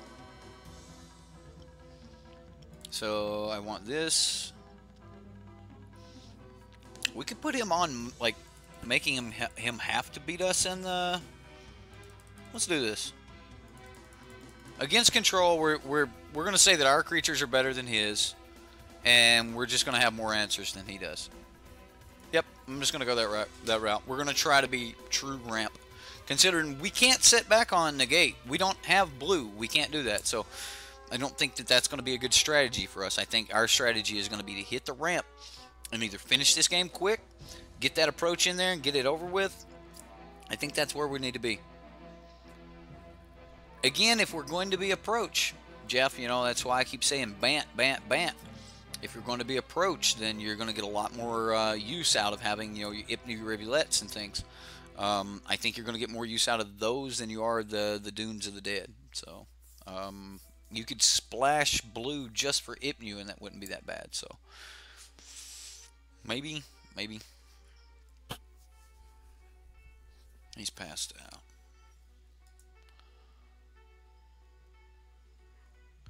Okay, well, we get a really good curve, so if we can come in off of this, man, we can pick up some lands, we're good here. We just need to pick up one, and then we get all the time in the world to get the rest. I doubt he's going to be coming at us like pressuring. You think Sweltering Suns is just better? Better than what? Bring on the beats? Well, alright, so what is he going to take from us? I kind of assume he takes this, but this may or may not be important to him. This may be important. I don't know.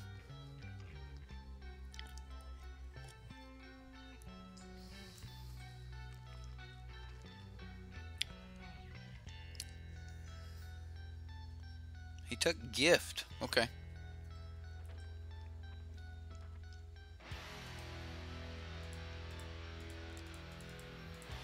Well, we 100% need to get to a land. Just one land. It comes in untapped. We'll just start getting the rest of our land. Oh, I got a roast on the crock pot right now that is about to turn into pulled pork. And my wife is mad at me. And she's got good reason to. We're going to end up eating this pulled pork with no coleslaw. I don't think you guys understand. I'm from Mississippi. You don't eat a barbecue sandwich without coleslaw. I might have to go to the grocery store to get some coleslaw, guys.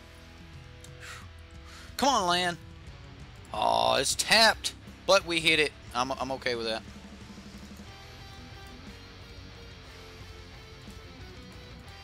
Might as well maximize our usage of land here. So, ooh, he got a foil one. Does a foil one beat 2? I don't know. Coleslaw is a devil's salad. You need the slaw. Alright, well, somebody understands. We do need the slaw.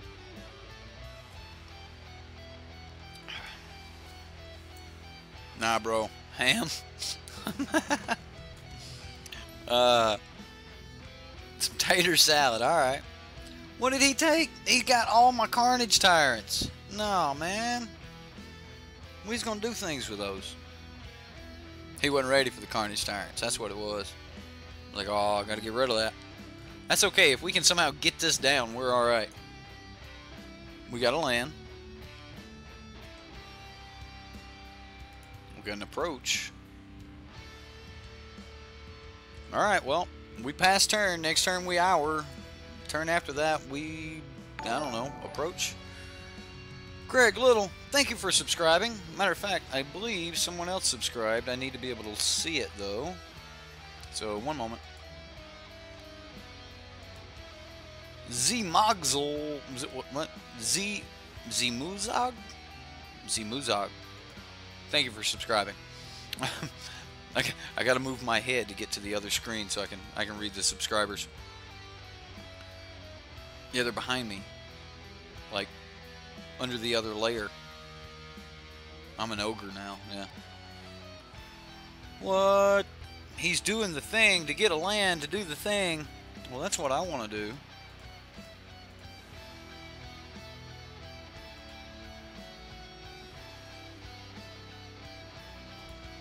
Okay, so now Hour of Promise. We're not going to get the deserts to be able to zombie up, so I'm just going to guarantee that I have everything that I do need here. So I'm just going to go ahead and get the Ark, and then I think, do we need Scavenger Grounds? Probably not. We can go ahead and grab like a Chef at Dunes for now. And then we'll think, pass the turn into flips. So now we've got just a ton of mana. Lamp is new. He'll figure it out. Yeah, Lamp missed the shot.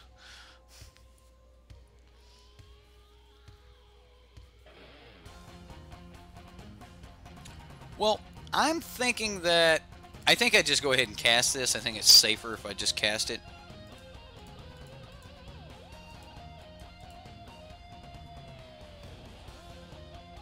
And then, like, Gleaming Barrier for funsies.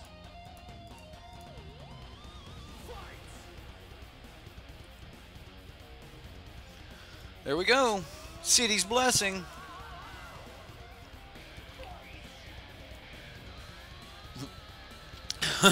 Did you just assume Lamp's gender? Can't believe you.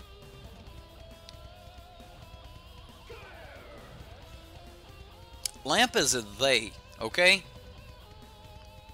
Lamp would... Oh, now he's gonna grab my approach. Or do you get my Sandworm Convergence? Nope, he's gonna take the approach. So we're not doing the approach. Fine, opponent. Fine. And we didn't get our... Wow. Alright, whatever.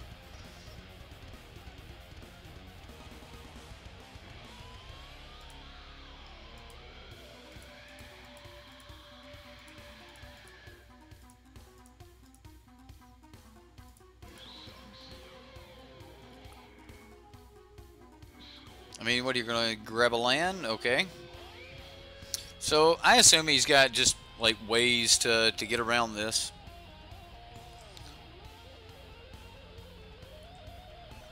At least we get one. So, if he untaps and goes, bam, it's gone. Like, if he Ixalan's binding it, it's over. The game is over.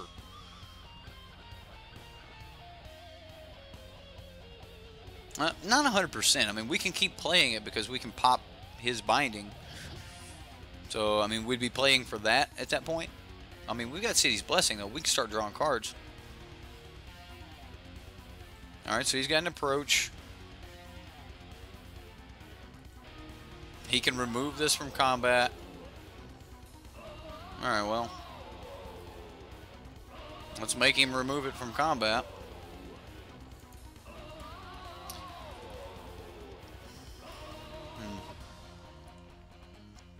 Alright, so he had to tap it.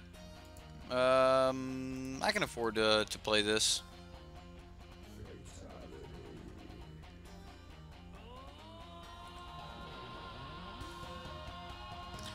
So now, at the end of his turn, we're gonna just Arch of Araska.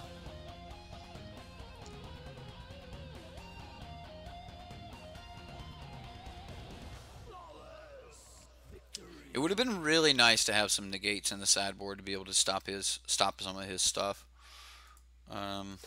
Unfortunately, we just don't have it.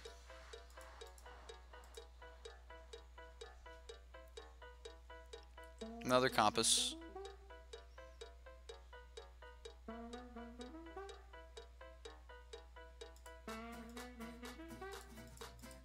It's not horrible. I mean, it's like one of the best draws we can get right now, so...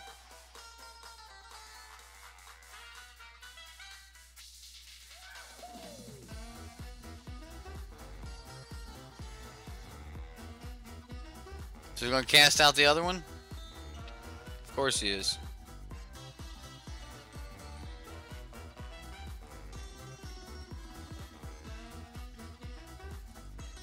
So at least still get one this turn. And then next turn I can binding the cast out, but I don't think we're going to get ahead of this. I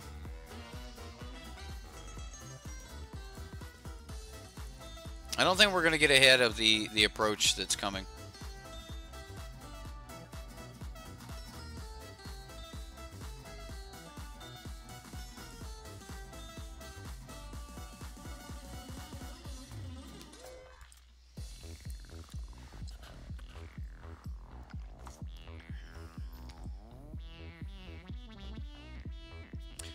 Yeah.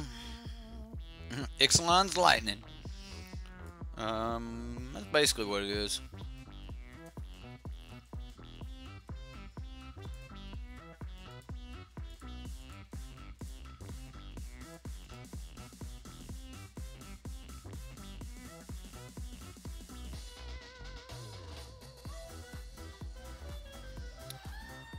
Well, it's not great because, like, the best thing we can do here is just make him tap a mana. Like, we can't get enough damage in. Like, this deck is so good against other creature decks, but if there's other approach in your meta, you're just going to lose. You don't have any way to stop approach.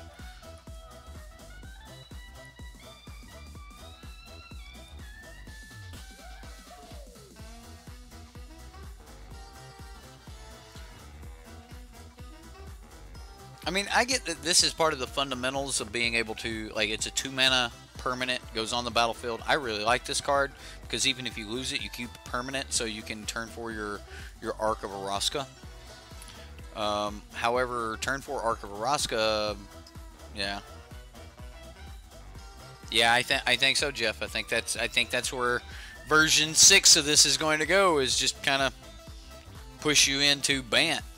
And if it's not Bant, then if you're going to stay in green-white, then I think that at the very least we're going to need Gideon's intervention, so that we can get through that way.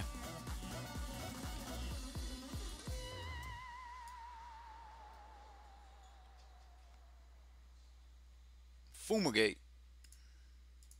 And draw a card.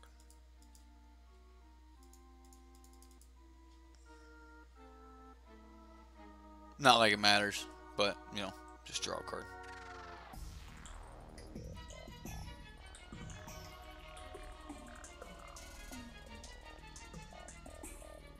Yeah, it just ripped apart.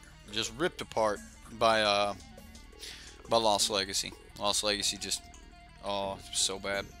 And now that he's approach and he doesn't have to worry about getting on the battlefield.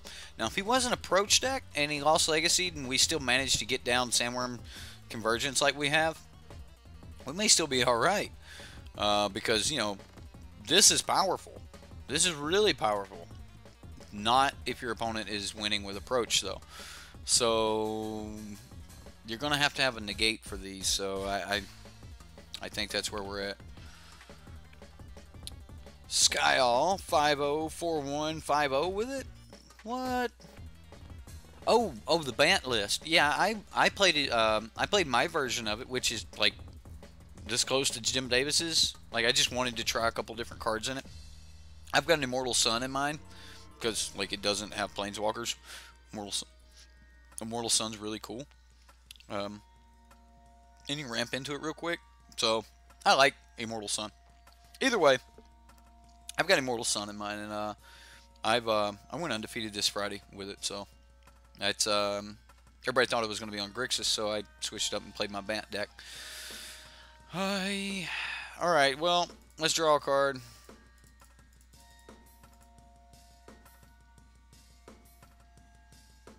All right, and this is not even a legendary land.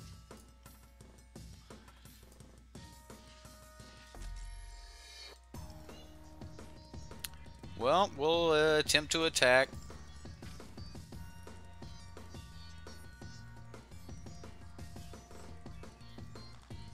So we do 5 damage. Janky, standard living in. What is standard living in? Oh. He's gaining more life than we're dealing to him.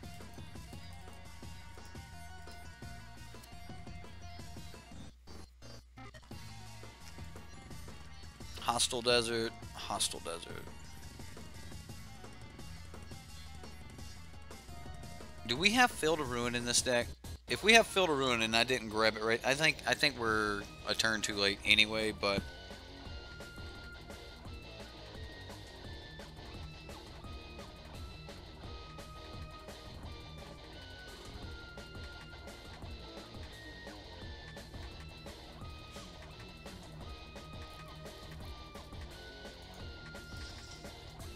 so I think if we would have come up against any creature deck, we would have just demolished them. However, coming up against another approach deck, we just didn't have the things we wanted. Not having negate and things like that. Yeah, against another approach deck, you're going to want some way to stop approach. And the only way that we can stop approach in this deck is to actually just play approach and win the game before they can play approach. And yeah, that's kind of right in certain approach decks, like against the blue-white approach and stuff like that, maybe being able to race them and cast your second copy the turn that they cast their first copy. Maybe you could get away with that, but I think the easiest way is just going to be able to have a negate available. So I would kind of go there. What else? I like the Hostile Deserts. I think the Hostile Deserts are great. I don't necessarily like the Dunes of the Dead.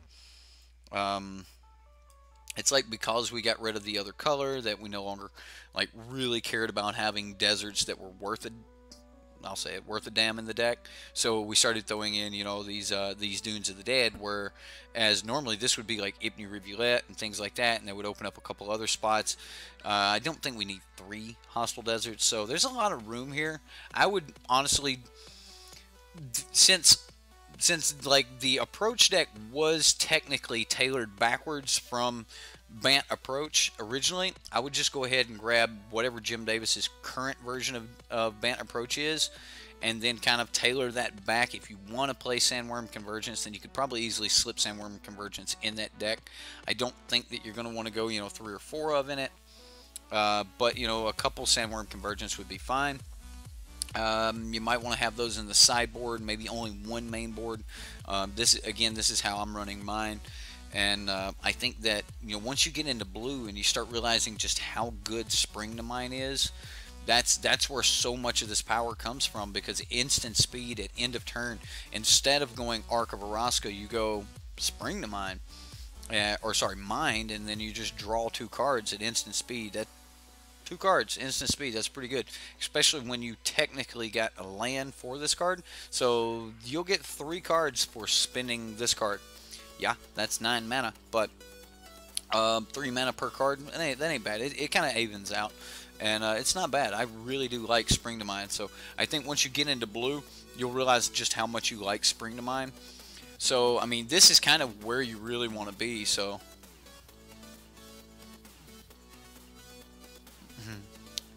Let's see, you took the Gifts of Paradise from Bant approach and up the land count to 26, so much smoother.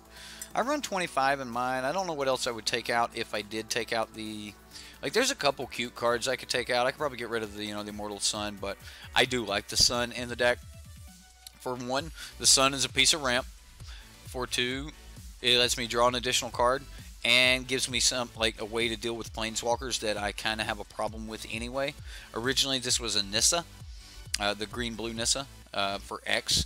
And yes, I can ramp into Nissa and ultimate Nissa on like turn 5 and hit you for 10. But if I'm not really trying to follow up, then why do I want to hit you for 10 and then try to win with approach? So like I was kind of being hypocritical with running Nissa, so I kind of took Nissa out of the deck. You know, because I'm always saying, you know, why do that? Yes, we can do that. We have the power to be powerful. You'll hear me say that from time to time. We have the power to be powerful. But are we actually being powerful? When we tap that 8 mana, are we doing the right thing with it? And I think that approach is the right thing that you should be doing with it. I don't necessarily think that it's Sandworm Convergence unless you're against a non-white or non-black, I guess non-white deck. Most of the green decks right now, they're killing things with like red and Brontodon and things like that. So maybe you can get away with it against a green deck. But as long as you're against a non-white deck, then I think that you're going to be all right with, you know, Sandworm Convergence. Especially against a red deck, you're shutting down the Phoenix, you're shutting down Glorybringer, you know, those type of things. You know, they're not getting in over top.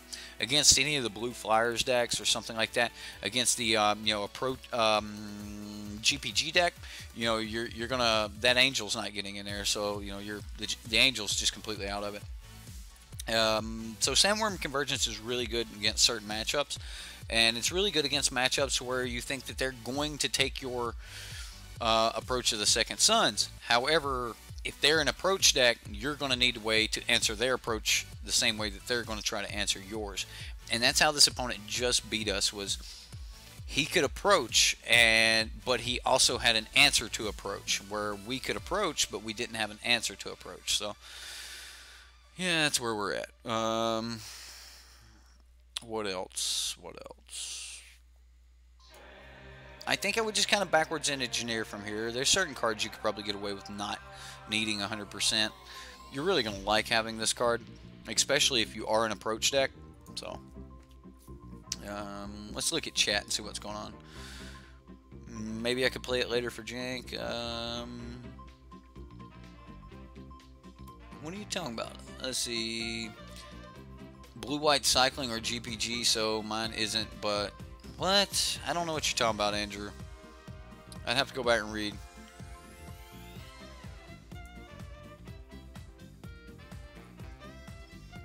Janky. Oh, are we talking about your living end deck? I mean, that sounds interesting. I wouldn't be opposed to that.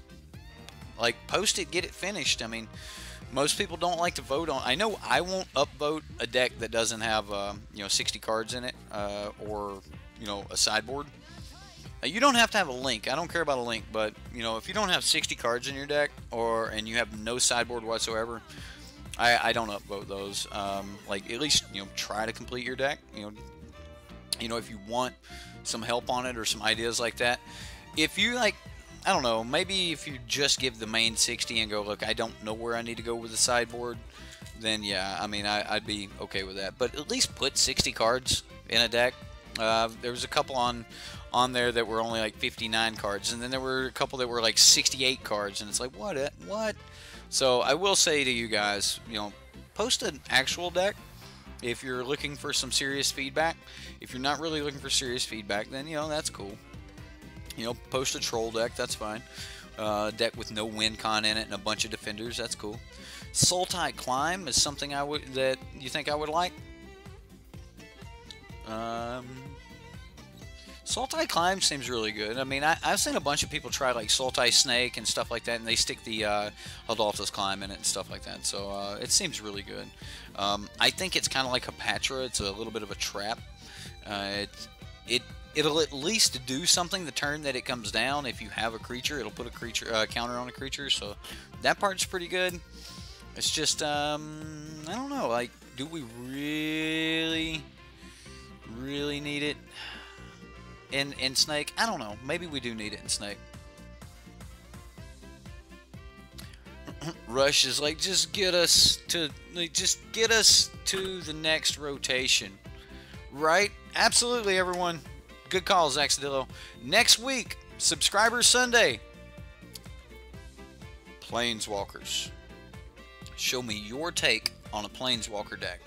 Post it in the Reddit, and if you get enough votes, we'll play it on Sunday. Seriously.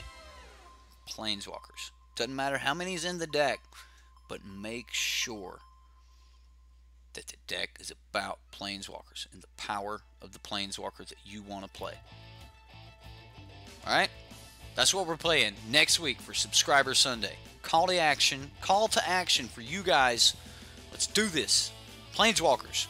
I'm going to bring one for you guys as well, so I'll put my Planeswalkers together. I'm not even going to tell you guys what colors we're in. I may get like seriously ambitious, but don't forget about Patreon. I will not. I will check your message on Patreon as soon as we're done here, and if anyone else wants to join Patreon, you can throw a buck over on Patreon. You can throw, yes, I am doing Dev's deck tomorrow. So if you wanna help me out by throwing a buck on Patreon, you can. There's some other offers on Patreon that you guys may like. For those patrons that are stream sponsors, then you guys make sure that if you have not posted your February deck, now if you already played yours in if you got a deck played on the 10th, then you don't have a spot for the 24th, but we do have patrons for the 24th, so make sure you guys are posting your decks, and they'll get played on the 24th. for the Patreon games. Other than that, the 24th is also the last day of our Sideboardmtg coupon from Manatraders. So after that, you guys will no longer get, you know, a discount unless, you know, we get another coupon or whatever. But for right now, subscribers to Sideboardmtg, use the link in the description box when you sign up for Patreon. Or sorry, when you sign up for Manatraders, and you'll save 10% off your first 3 months. Whew, YouTube spiel. Like, subscribe, share, get over to the Reddit, post your decks, give us innovations, give us feedback on the decks. Let us know what you think. Hit me up in the comments on what you think about, you know, this show overall, whether you like the fact that we're talking about people's decks and breaking those decks down, and maybe, you know, deconstructing them altogether and just saying that they're bad. Look, people, sometimes decks are just bad, and that means, you know, the best thing that a friend could tell you to do is go, don't play that, man. Don't play that deck. Let's go back to the drawing board. We can get you a different 60. You know, let's do something else, because, you know, there's a lot of things friends don't let friends do, and friends don't let friends play bad jank. There's good jank, there's fun jank, and then there's just bad jank.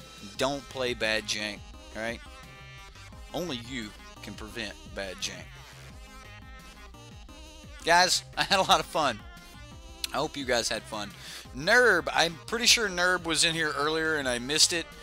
Good friends don't let friends. Yeah. You're right, they don't. Anyway, guys, I had a lot of fun. I hope you guys had fun. Nerb, if you're in here, you got a song? I owe you one. A Johnny Planeswalker focused. Infinite turns. Like, if someone posts the Infinite Turns deck, I don't care if it's Saffron Olive's exact Infinite Turns deck. If someone posts it and wants me to play it, I'll play it. You want to say goodbye to Lamp? You guys are weird. You guys are so weird.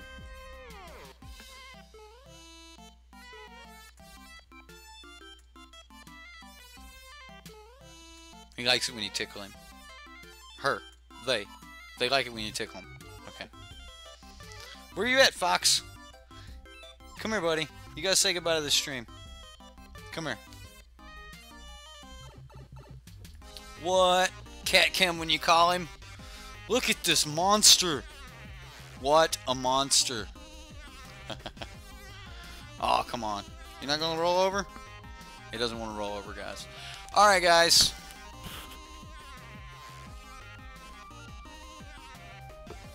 Had fun. We'll see you next time. Sideboardmtg. I'm going to get destroyed by this cat.